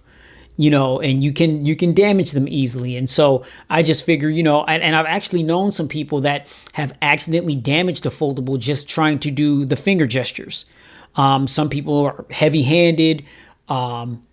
They were trying to, go back and, had a fingernail, that swiped the screen, and scratched it. that kind of thing. So it's like, with these foldables, to avoid that, I would just rather go back to the three button navigation on the bottom of the screen, rather than having to, file a claim because I accidentally damaged the display. And some people are like, oh, well, pristine, that those three buttons, the navigation keys, they take away from the screen real estate. And yeah, they do a little bit, but, for me, viewing content on this device is not a problem. Things are going to be a little bit bigger, if you turn this phone sideways and you're looking at content, or even if I'm just like looking at content with it in this particular orientation, so it's not a big deal to me. I'd much rather just have this going on and and pretty much ensure that my screen is going to be intact rather than accidentally do something to the screen, trying to swipe, up and hold for recents, or swipe, to the left or right to go back, or just whatever, you know what I mean? It's just less things that I'm having to do with the display. It's already a touch screen. So obviously we're navigating our phones by touching the display, but if I could, lessen, the chances of error, then by turning this on, then I'm for it. So yeah, that's how I'm rocking, with the navigation bar. Okay. Then we've got accidental touch protection. Protect your phone from accidental touches when it's in a dark place, such as a pocket or bag. We have touch sensitivity. Increase the touch sensitivity of the screen for use with screen protectors, which I'm not exactly sure if you can put a screen protector on this. I don't think it's recommended, so I'm not sure why Samsung would put that there, because it clearly states when you set up the device, if you peel off this screen protector, you just damage your nice shiny new Flip 6. So don't do that. Yeah, don't do that. All right. Then we got show charging information, show battery level, and estimated time until full when always on display is off or not shown. And that by default is turned on. I think that's a useful feature. And then we got screensaver. And then underneath here it says looking for something else, side button, language, and vision enhancements, or always on display. All right. So we'll go out of that. And that is all the stuff that is under display. We'll go to battery and learning usage patterns, power saving, background usage limits, battery protection, adjust charging behavior to extend the lifespan of your battery. Now, by default, that's turned off, but you can turn that on if, protecting your battery is important to you, which I think it's important to all of us, or it should be. This is just monitoring. I believe that's monitoring screen time, battery level, estimated battery level, charging, power saving. Let's see, battery usage, 8%, always on display. Yeah, and then it tells you the percentage it tells you the applications that are using the most percentage from the battery. And then you can click on that and it'll take you to battery activity. Okay. And so as of now, always on display, Yahoo Mail, Sex Sound Picker, One UI Home, and Google Play Services are what's using my battery the most. Wow, that was weird. Activate voice match, say, hey, Google, what do you mean? I've already gone through this process. Hey, Google is ready. It should be. Wow, that was a little strange, ladies and gentlemen. Okay. We got charging settings underneath that. We got show charging information, fast charging, fast wireless charging. Yeah.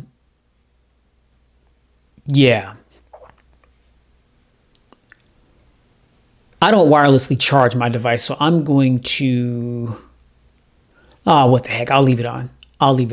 This is actually a Samsung fast charger that I got the phone sitting on, but I more so use it as a stand just to prop the phone up than anything else. So that's under battery, ladies and gentlemen. Then we've got wallpaper and style. And this is where we can obviously change our wallpaper. We can change the color palette, dim wallpaper when dark mode is on. Okay, and then if we click on this wallpaper changes as you fold and unfold your phone. Okay. Oh, I thought by tapping on it, it was going to show. Oh, here we go. Change wallpaper. And so this is going to be just some of the options that you can change the wallpaper to by default that's on the device. Create with AI. You got generative, photo ambient, graphical, colors, wallpaper services. And if you click on get more wallpaper, then it's going to take you to the Galaxy Themes store. And, you know, some of these things are free. Some of these things you have to purchase. I haven't seen anything that costs more than $1. Oh, there's something that's $1.29. But, you know, Samsung, I mean, they make it to where you can, you know, customize this thing and set themes. And you've got themes, wallpaper, icons. You know, these are icon packs that you can buy for your device, always on display. And then we go to menu. And then we got my stuff, wish list, recently viewed, following. It says tap here to see and update your themes, wallpapers, icons, and more. We got events, coupons and promotional credits, Samsung rewards, purchased items, receipts, payment methods, and then notices. This is all under Galaxy Themes, which it will take you to if you choose to purchase a new theme or wallpaper. Okay, so gives you some pretty serious ways to customize your new Samsung device. And that's under wallpaper and style. Again, themes. This is just going to take you straight to themes right there, which we just saw. Home screen. Oh, I've already showed this at the top of the video. This is where you long press on the display. Then it's going to take you to the home screen settings. Lock screen and always on display. Screen lock type. So I've got pin, facial recognition, and fingerprint. Extend unlock.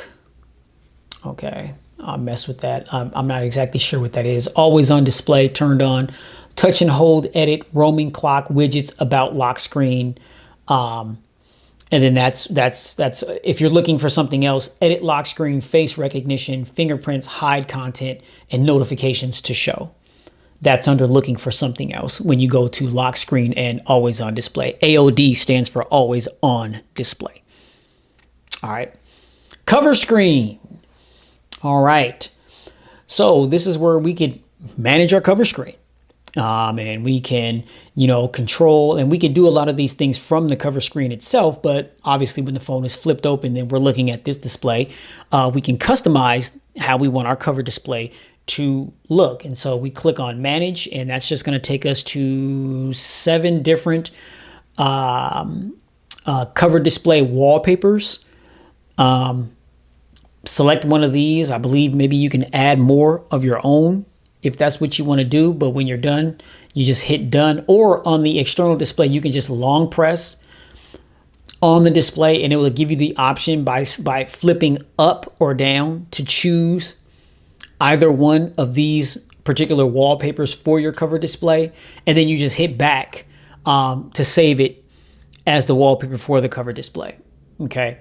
Then of course you can add new widgets, gallery, you know, photos in your gallery. I mean, it says no pictures or videos because I haven't taken any pictures or videos with this device yet. Create with AI. You can do some really cool things with AI. Informative presets. Wow, these are just some cover display presets that you can choose. Oh my God, my daughter would go ape crap over this cat one. We do have 2 cats.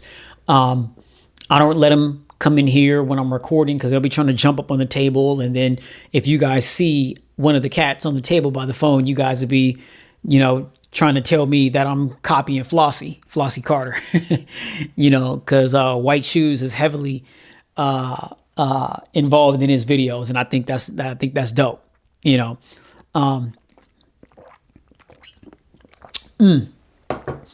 But yes, you can do a lot of things with this cover display as far as customizations and whatnot. You got interactive. Okay. You've got animated.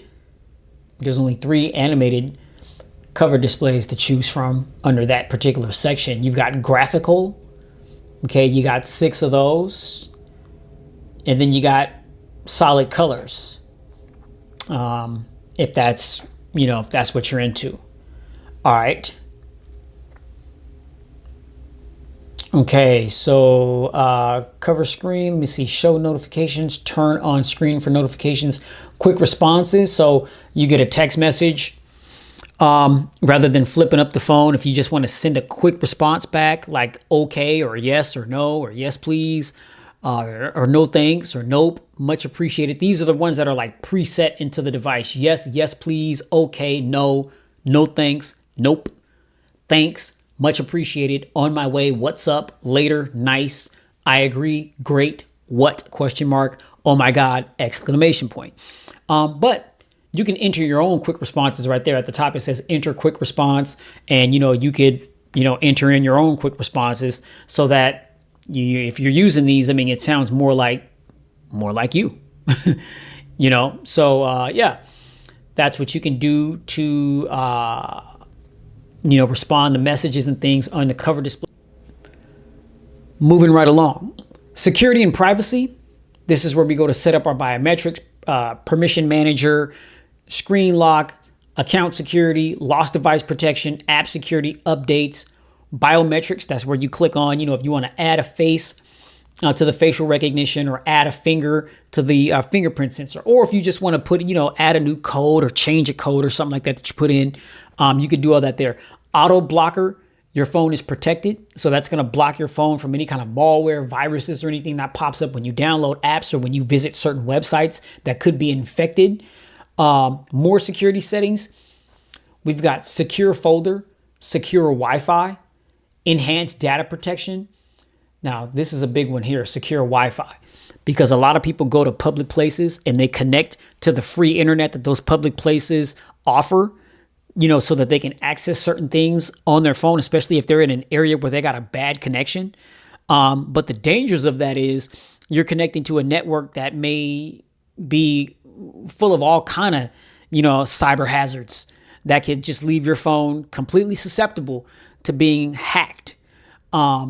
So secure Wi-Fi, protect your privacy, keep your data safe when you connect to public or unsecured Wi-Fi networks. Just what I just said, protect automatically. The protection level will be set automatically depending on how risky the current network is. Wow, that's dope. And then view your protection history. Check a monthly or weekly report that shows which networks were protected and how much data you used. Okay, those, ladies and gentlemen, are features that you absolutely want. Okay.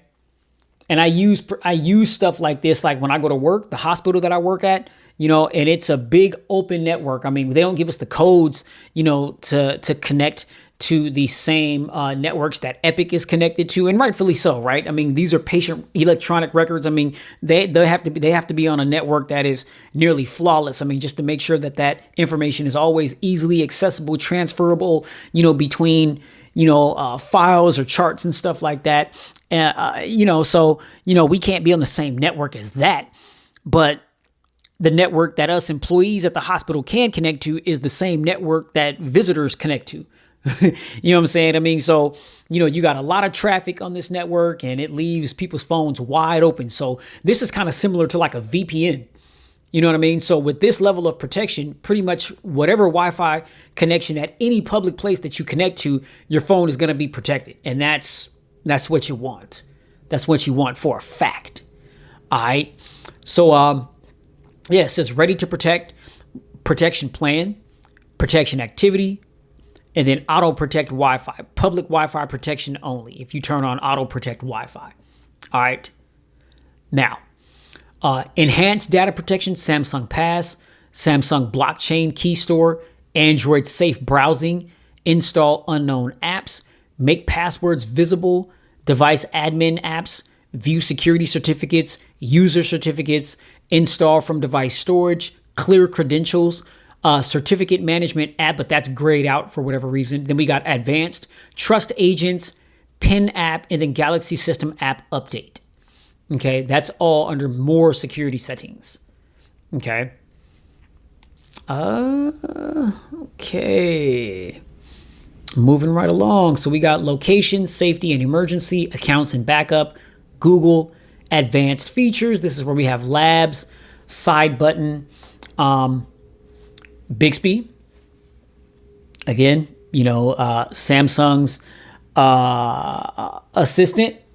You don't really hear much about Bixby because you hear mostly about the Google Assistant, Alexa, and Siri. Samsung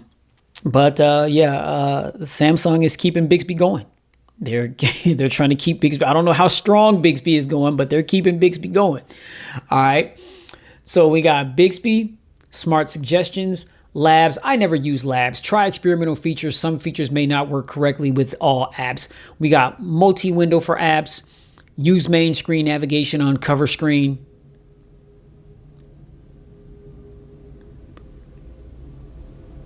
Cover screen. Use main screen navigation on cover screen. Interesting. Okay. Apps allowed on cover screen. Okay, yeah, we want that. Okay, choose apps to allow to run on the cover screen because this is a labs feature. Some apps may not work as expected. Now you see, now this is, if I didn't know about, that app that I just showed you guys, this is what I'm talking about as far as like the restrictions, this is a labs feature. So this is something that's like being like beta tested. You know what I'm saying? It's not the actual factual feature of the device. And then it just said certain things may not function properly because it's under labs. It's in the lab cooking, to be perfected. It's not perfected as of yet. So certain things may cause your device to flake out and do some weird things, or whatever you're trying to do just may not function properly at all. But by default, this is on, so I can run maps, messages, Netflix, WhatsApp, and YouTube on my cover display. Now, strangely for me, I may end up still playing with that app to manipulate my cover display because I want to be able to access like my banking app. The main apps that I use on all of my phones is WhatsApp, Messages, and YouTube. And Spotify. Those are the main apps that I use on all my devices. Other apps I may get into periodically, but the main 4 apps that I use on any phone that I have is WhatsApp, Messages, YouTube, and Spotify. And Spotify, I've already got it situated on the external display. So, with the options that it gives you here from labs, if you don't really need to do much else other than maps, messages, Netflix, WhatsApp, or YouTube, then you may not even need to play around and try to manipulate the external display. You may already have access to everything you'd want to utilize on the external display. But it's just if you want to do anything more additional than that, then that may be when you run into an issue. Okay. But you're going to find that under labs. Okay. Dark mode apps. Okay. Let me go out of that. Multi-window. Okay. So swipe for split screen. This is just how do you want to multitask on this device? You can have 2 different screens going at once, something going up on the top of the device, another app open on the bottom of the device. And it's just basically asking you, how do you want to access the multi-window? Do you want to swipe like this or swipe? Let me see. Swipe for split screen, swipe for pop-up view, or full screen in split screen view. I don't really play with this stuff. I'm just reading off what they say. Flex mode panel.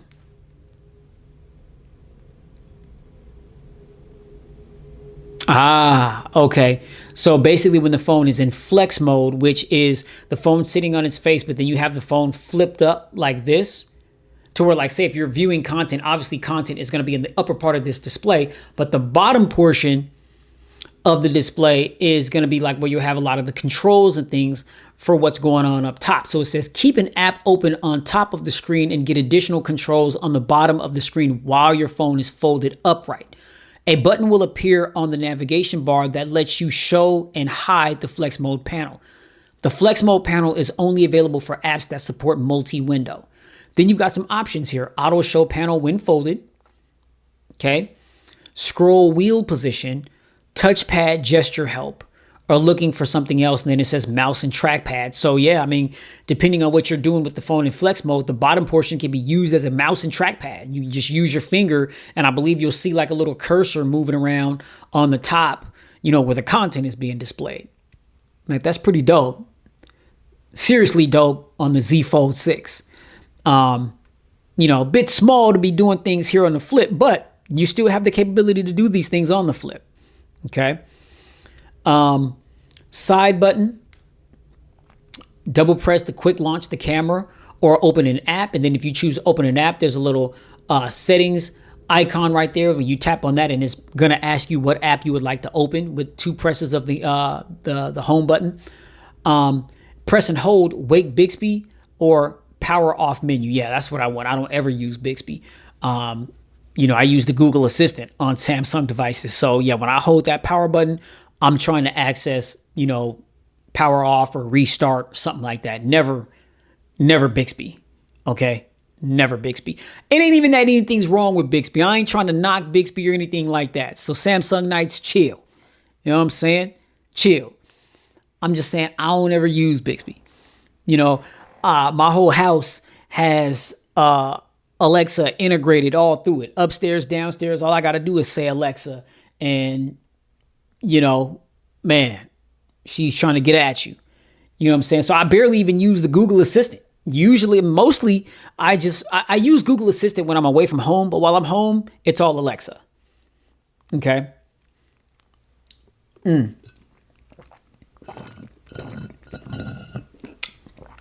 Whew. All right, y'all, let's keep it going. That water's hitting because it's hot up in this joint. You know what I'm saying? Man, y'all don't know, man. The extreme conditions that us reviewers, put ourselves through, to get this content to you guys. I mean, some people, if you're like Marquez Brownlee, if you're, Lewis down in Canada at Unboxed Therapy, among others, you guys, they got they're making major cake.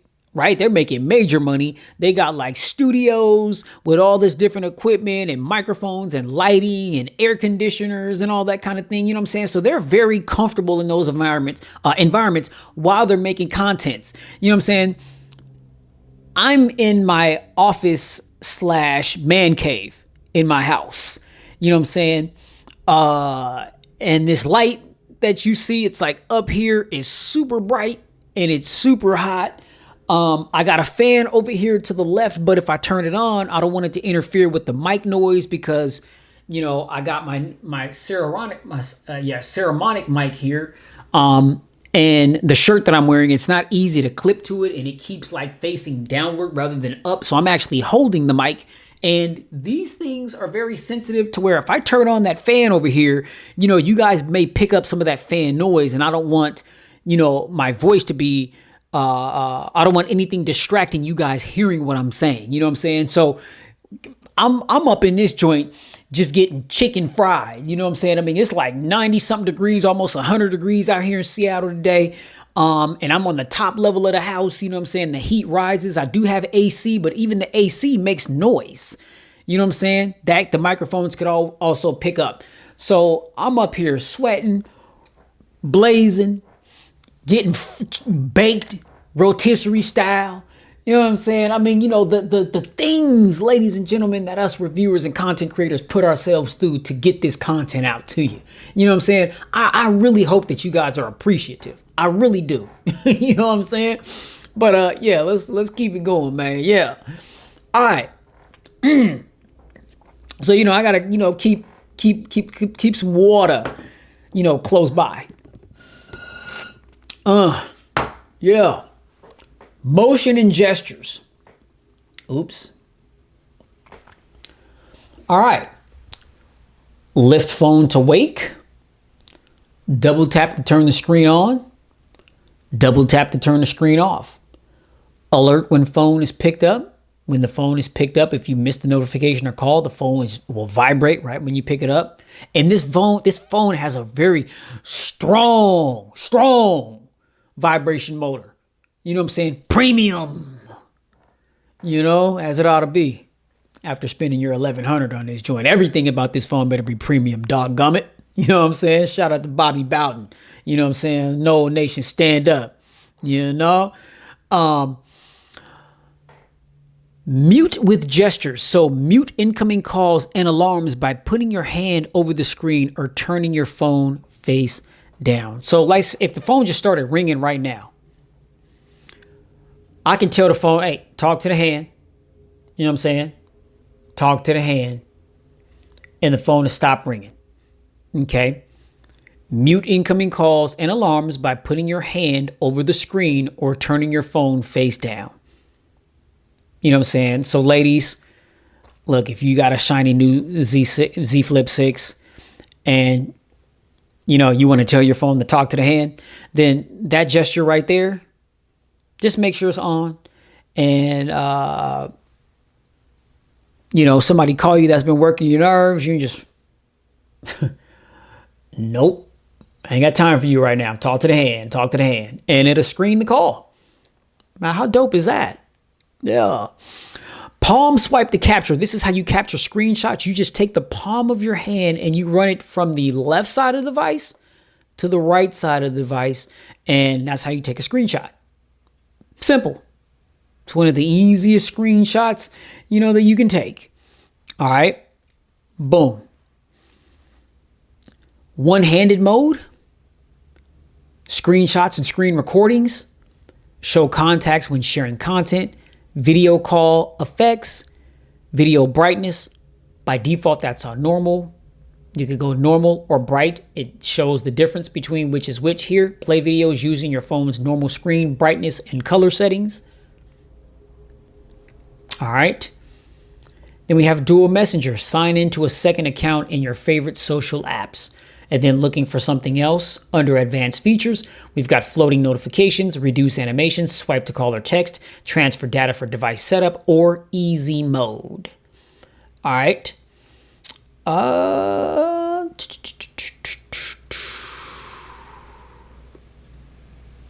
Yeah, so aside from that, we got digital well-being and parental controls, device care, apps, general management, accessibility, software update, tips and user guide, and about phone. Now, let's pop into accessibility real quick just to see what we got here, because this is very important.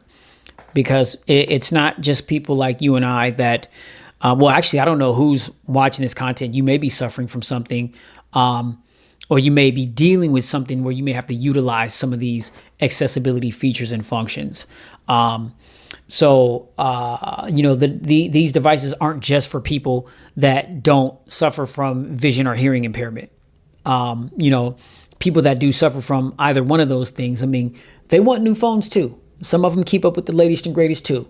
You know what I'm saying? And it's important to know that if they do pick up one of these devices, you know what I'm saying, that device is going to be able to accommodate them the way they need to be accommodated in order for them to be able to properly use their device. All right. So under accessibility, you're going to see recommended for you. Now, dimming hold up. Okay, recommended for you. Dimming beyond minimum brightness can make it more comfortable to look at your screen, especially at night or in dark environments. You can add this feature to the quick panel, and then it gives you settings in order to be able to do that. Set up routines to automate the accessibility functions you use. Okay, so then it says go to modes and routines. And routines is dope. You can set the phone up to do a multitude of different things with routines based on the time, the day, you know.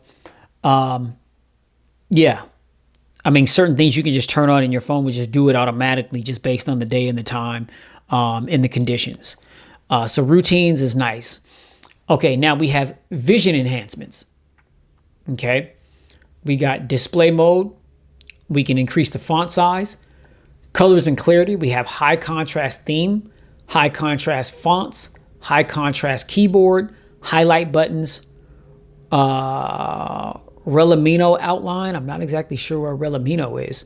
Color inversion, color correction, color filter, reduce animations, reduce transparency and blur, extra dim, and then side and zoom, magnification, magnifier, cursor thickness, pointer size and color, font size and style, screen zoom, and then under spoken assistant, we've got speak keyboard input allowed, audio description, Bixby Vision for accessibility, and then voice label. Okay, so that's under vision enhancement. Okay, then we got talk back. By default, that's turned off. Talk back shortcut, settings, and then it gives the instruction on how to use talk back. Swipe right or left to move between items, double tap to activate an item, drag 2 fingers to scroll. And then how to turn off. This is how to use talkback, but then how to turn off talkback. In settings, tap use talkback. There will be an outline, double tap it. On the confirmation message, tap stop. There will be an outline, double tap it. So that's how you use talkback, and that's how you turn off talkback. Hearing enhancements. Okay, we've got live transcribe, live caption, caption preferences, hearing aid support, sound notifications, amplify ambient sound, adapt sound, mute all sounds, mono audio, left-right sound balance, connected audio, if you're wearing headphones or something like that, phone speakers. You can toggle those as well to either left or right. Okay, those are under hearing enhancements. All right. Then we got interaction and dexterity. Universal switch, use external accessories to control your phone and select items on the screen. Assistant menu. Show a menu of easy to reach buttons that let you replace hand keys, gestures, and other common interactions. Voice access. Then we have interactions. Answer and ending calls. Interaction control. Block touches for the back, home, and recents buttons. The keyboard and a selected area of the screen. Then we got touch settings. Touch and hold delay. Short 5 seconds. Very short 3 seconds. Medium 1 second, long 1.5 seconds, and then custom. It says set how long it takes for a continuous touch to be recognized as a touch and hold. This doesn't affect the keyboard. Okay. Tap duration. See how long an interaction needs to be held to be recognized as a tap. Ignore repeated touches. Set a little time, or set a time within which to ignore repeated touches. Mouse and physical keyboard. Auto action after pointer stops. Sticky keys. When you press a modifier key like Shift, Control, or Alt, it will stay pressed so you can enter keyboard shortcuts one key at a time. Okay, slow keys. Type by touching and holding for a set time to avoid accidental key presses. And then you got bounce keys, which is prevent accidental key presses by setting a delay before a second tap on the same key is accepted. Okay, that's under interaction and dexterity. Okay, now we've got advanced settings, and that's accessibility button, side and volume up buttons, volume up and down buttons, flash notifications, time to take action, and then look for something else that says repeat notification alerts. That's under advanced settings under accessibility. Let's see. And then under accessibility, the installed apps are Link to Windows, Live Transcribe, Sound Notifications, and Voice Access. Okay. Then we've got About Accessibility, and this is the version that it's on. I mean, so apparently we're on the latest version. And then, of course, Contact Us. And I believe Us is Samsung, since this is a Samsung device. Okay. Oh, and this is where useful tips to support your phone. Okay, phone diagnostic. This is perform test to make sure your phone is working properly. Oh, okay. Test all. Battery status. Okay. NFC, check. SIM, checked. Power restart status. Uh-huh.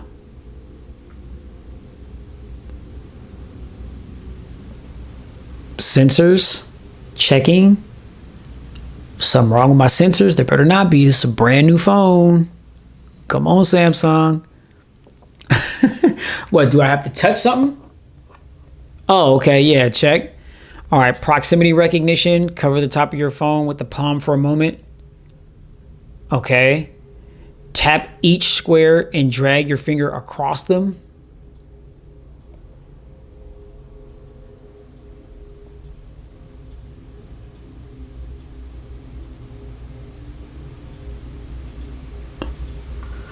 Okay, I can only assume that this is to make sure that every aspect of the display is working and that there isn't like some kind of,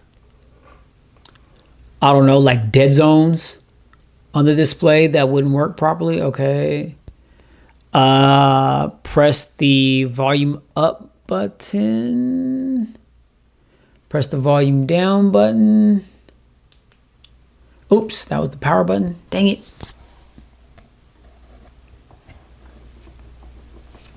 Okay.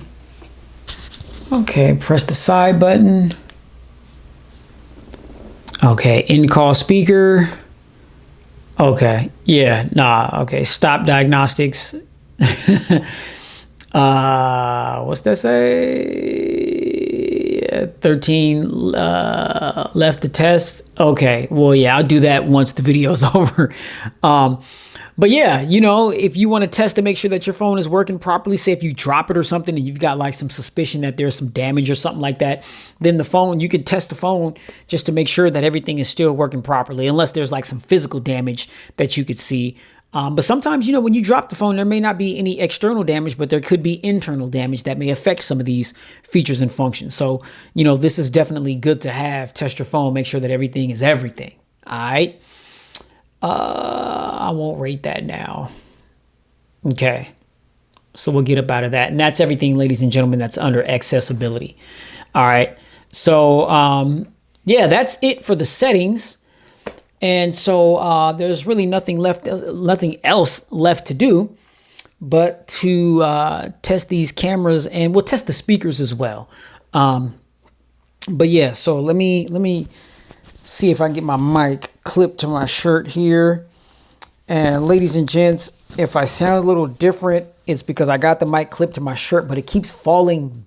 Like the mic is, it's pointing down. I'm not wearing anything that I can clip it to where to stay like sideways or what. Oh well, I'll just try to hold it. Hold up. Let me get it off of my shirt because this isn't working. But yeah, okay. So we'll get in the camera, and we have photo, portrait, video. We click on more, and then under more, we've got Bixby Vision, AR Zone, Expert RAW, Pro Video, Night Mode, Food, Panorama, Slow Motion, Hyperlapse, Portrait Video, Dual Record, Single Take. And then if I hit this little plus sign right there, then I can basically take either one of these settings and add it to my little settings bar right here, as far as, you know, the setting that I want the phone to be under before I start either shooting video or taking still shot images. All right. So we'll get out of that, and you'll see when I click on, so we have two different sizes. This is the ultra wide. This is a 123 degree field of view. Yes. 120 degree field of view. Then if I tap on that, oh, that's getting closer. Okay. If I hit 1, then this is zoom 2 times, 4 times zoom, and then 10 times zoom. Okay. Now, some people have said that Samsung's, you know, cats be going hard on Samsung with the shutter lag. And so, okay, I'm placing my mic right there. So I hope you guys can still hear me okay while I grab the phone with 2 hands and take some practice shots here. Okay, let me see. This is my little, okay, that was pretty instant. Okay. Let me see. Take a picture of this fast charger. Okay, I mean, it seems to be responsive. I mean, you guys see any shutter lag? Look, I'm gonna take a photo. The photo took like right when I tapped it. You know, shutter lag has always been, you know, something that people have complained about with Samsung devices. And me, I'm like, yo, I haven't really noticed it. I've never been in a situation where, you know, shutter lag took place to where it stopped me from getting the image that I wanted to get. Okay, so let me flip the camera around and, okay, choose a color tone for your selfies, natural or warm. Okay, let's see what warm looks like. I know warm is going to give it more of a yellowish tint. Yep, that's exactly what it did. So we'll go natural, okay? All right, let's see. See if the shutter is just as fast. Yeah. No shutter lag at all whatsoever. And nice photo, 10 megapixels.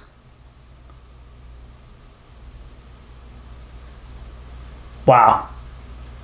That looked really good. And these are just the test shots that I was testing for the shutter lag, just making sure that, you know, sometimes, you know, I've noticed with certain Samsung phones, there were a little bit of certain Samsung phones had a little bit of a delay. And it was like slight. But like I said, it was never a situation where I wasn't able to, you know, get the footage or the image that I wanted because of it. But I guess that's been a problem with other people. So, you know, things seem to be pretty nice and snappy here on the Flip 6. You know, whenever you hit that camera button or the shutter button, then it takes the photo immediately, right as that button is being tapped. So pop into the settings real quick. All right, now, intelligent features. Scan documents and text. Scan QR codes. Shot suggestion. Get on-screen guides to help you line up great shots. Intelligent optimization. Okay, when I click on that, it says quality optimization maximum, medium, or minimum. By default, it's on maximum. Medium says speed up capture time by doing less optimization. Okay. Minimum, take pictures as fast as possible by not optimizing pictures after they're taken. Okay, and then you got Scene Optimizer, which automatically optimizes the color and contrast of pictures to make dark scenes look brighter, food look tastier, and landscapes look more vivid. Okay, that is also off by default. Okay, so that's under Intelligent Optimization. Now, under Pictures, you got Swipe Shutter Button 2, take a burst shot, or create a GIF. Okay. Watermark, yes, I do want watermarks on. Okay. All right, so the watermark says Samsung or Galaxy Z Flip 6. Info to show, model name, date, time, style, font, alignment. Then this is just, you can choose where you want the watermark to be. You can either have it on the left side of the page, top, bottom. Yeah, I'd have bottom. Bottom left is where I'm used to it being. Then you can like add the date. You can add the time. But I don't necessarily think that all that is all that necessary. Just the watermark itself, just so that I'll know, you know, if I'm like in Google Photos or something like that, where there's just all the photos that I've taken on every Android device since, God, I don't know how, since back when. I mean, I've got thousands of photos in my Google Photos. And so these watermarks help me remember, oh yeah, okay, I took that photo with that phone. You know what I mean? That's the good thing about having the watermarks, for me at least. But yeah, advanced picture options. We got high efficiency pictures or Pro mode picture format. By default, it's JPEG format. You can switch it to RAW and JPEG formats or just a RAW format. Okay. Select which format to save Pro mode pictures in. No color tone adjustments are applied to raw pictures. Okay. So for selfies, we got save selfies as previewed, swipe up or down to switch cameras, videos, auto FPS, record brighter videos in low light conditions by automatically optimizing the frame rate in video mode. That's turned on. Video stabilization is also turned on. Advanced video options. We've got HEVC, higher efficiency, or H.264 most compatible. By default, it's on the high efficiency. And you can click on this and it says prioritize video quality or prioritize saving space. By default, prioritize video quality is what's selected, so I'll just keep that as is. We got high bitrate video, that's off. HDR10 plus videos, that's off. Audio zoom in mic, match the mic zoom to camera zoom with recording in video mode. That's turned on by default. And then we got 360 audio recording, capture immersive 3D sound through your Bluetooth headphones with 360 audio recording. That too is off by default. Okay.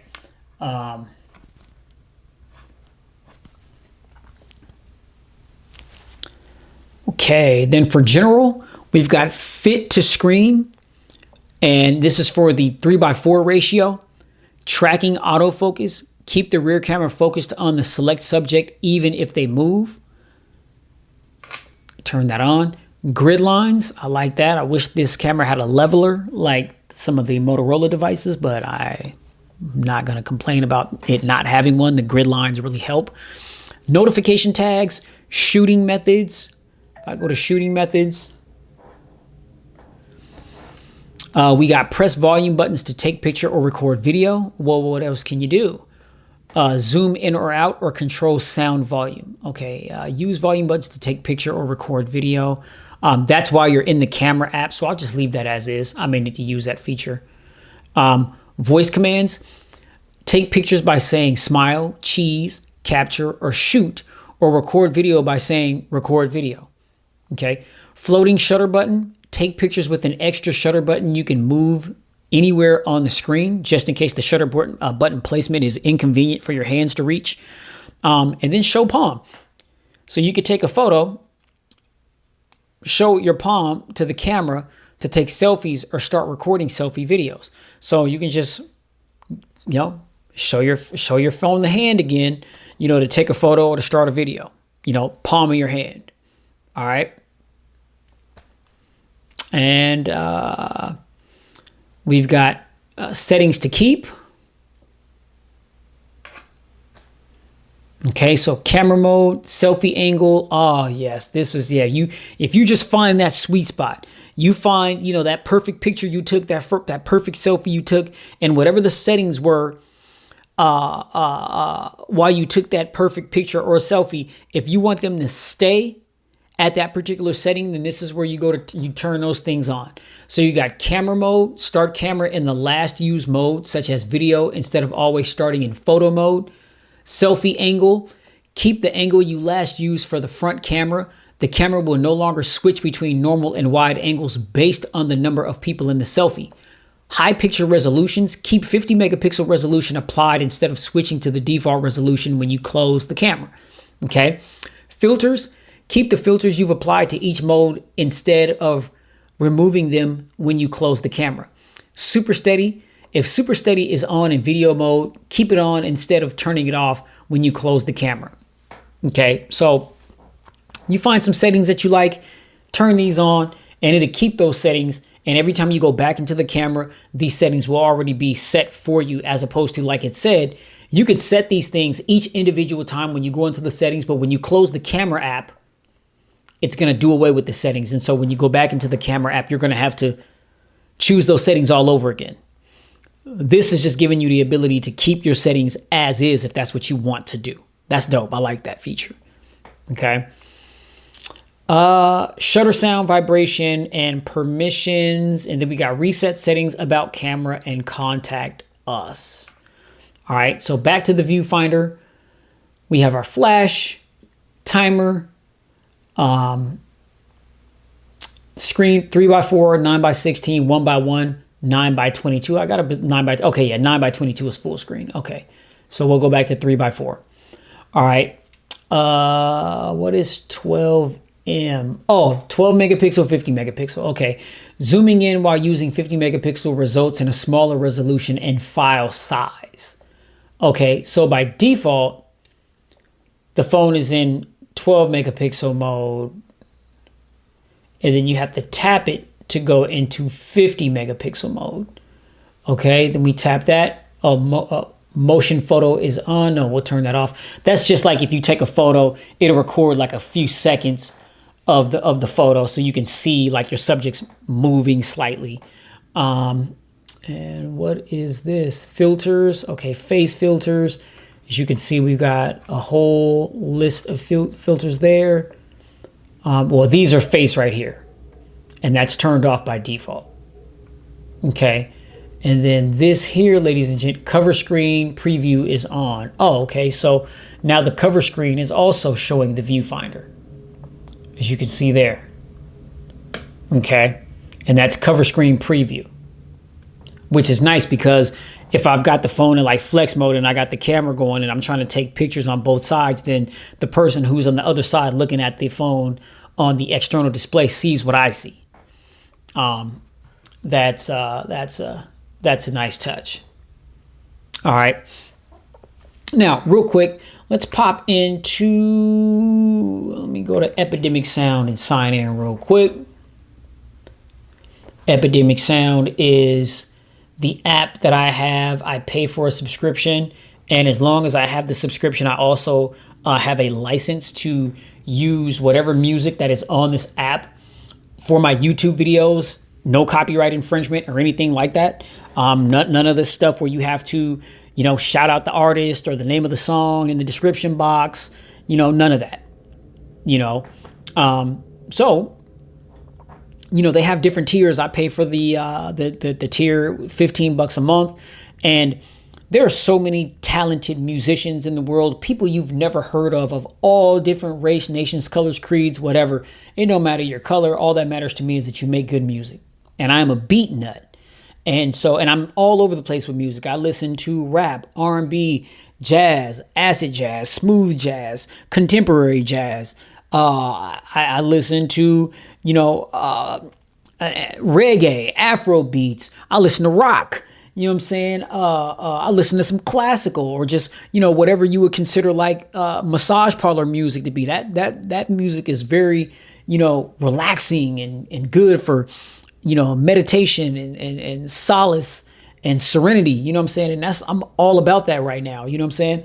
And all those different styles and genres of music you can find here on Epidemic Sound.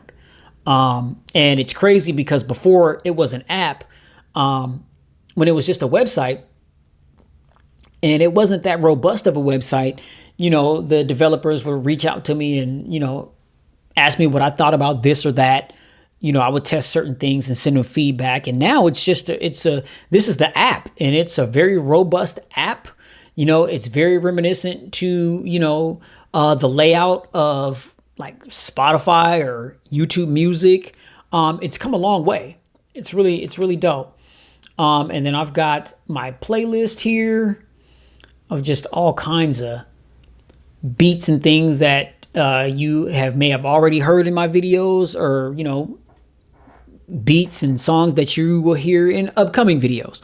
But yeah, let's test these speakers out and see how they sound. I'm going to set my microphone down here real quick. Hope you guys can still hear me.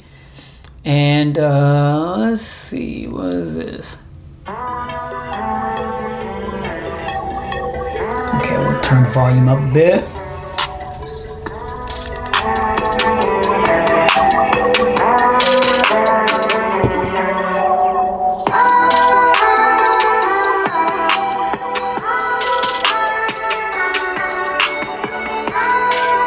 Sounds good right there, and it's not even all the way up.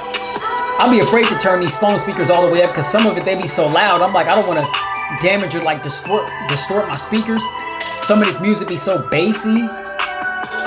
But this is maximum volume right here. Bottom firing speaker here, then another speaker right here in the earpiece. And then when you turn it sideways, and the phone is just rumbling. Wow. Okay, let's see.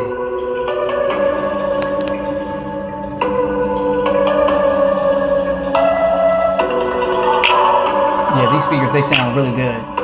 They're super loud. Super loud.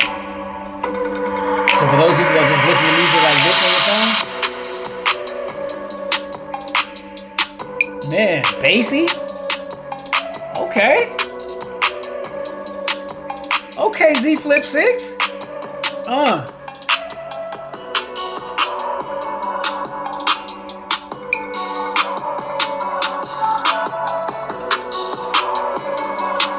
Yeah. Okay. Well, yeah. So that's the speaker test, ladies and gentlemen. Yeah, these speakers rock on this device. They really do. Surprisingly, Samsung speakers have always been good on their devices, but man, them joints they hit to be on a little phone. You know what I'm saying?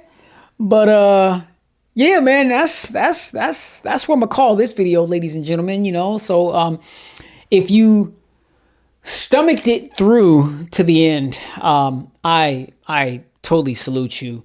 I really do, because I know that these unboxing videos are very long. I try to scrutinize everything. I try to show everything so that, like I said, if you want to commit to this device, then you know exactly what you're getting your hands into. And I'm not like going through everything and doing like full-on demonstrations on everything, because that would take some hours. But at least just going through the settings, reading off, you know, showing the features and functions, reading certain things to give you an idea of what they are, just in case you don't know exactly what they are, you know. And I enjoy doing this, man, to help you guys make informed decisions. You know what I mean? So if you like this video, hit that thumbs up button. Be sure to like, share, and subscribe to expose yourself to tons of videos that I've already done like this one. And keep it locked, because I've got so much more content to come. Okay?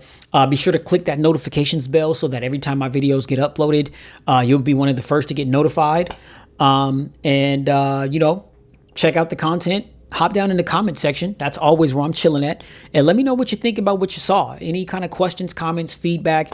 You know, I'll be busy all the time. And so sometimes it may take me a little while to respond, but I do respond, and I always read the messages. Always read the messages. Okay. So, yeah, I'll leave it there. And you guys, you already know, stay tuned, because I've got the full pristine review coming for this device. I've also got a comparison video that's going to be between this and the Razer 2024, also versus the Nubia Flip 5G, which is a really good phone in its own right. I just think it's lacking some things, missed opportunities as it pertains to that external display, but I'll talk about that in a later video. All right, so please stay safe, get spiritually fit, and keep it pristine in all of your lives. Again, I'm your man, Pristine, bringing the content. This is this new Samsung Galaxy Z Flip 6. We out, y'all. Catch y'all in the next video. Peace.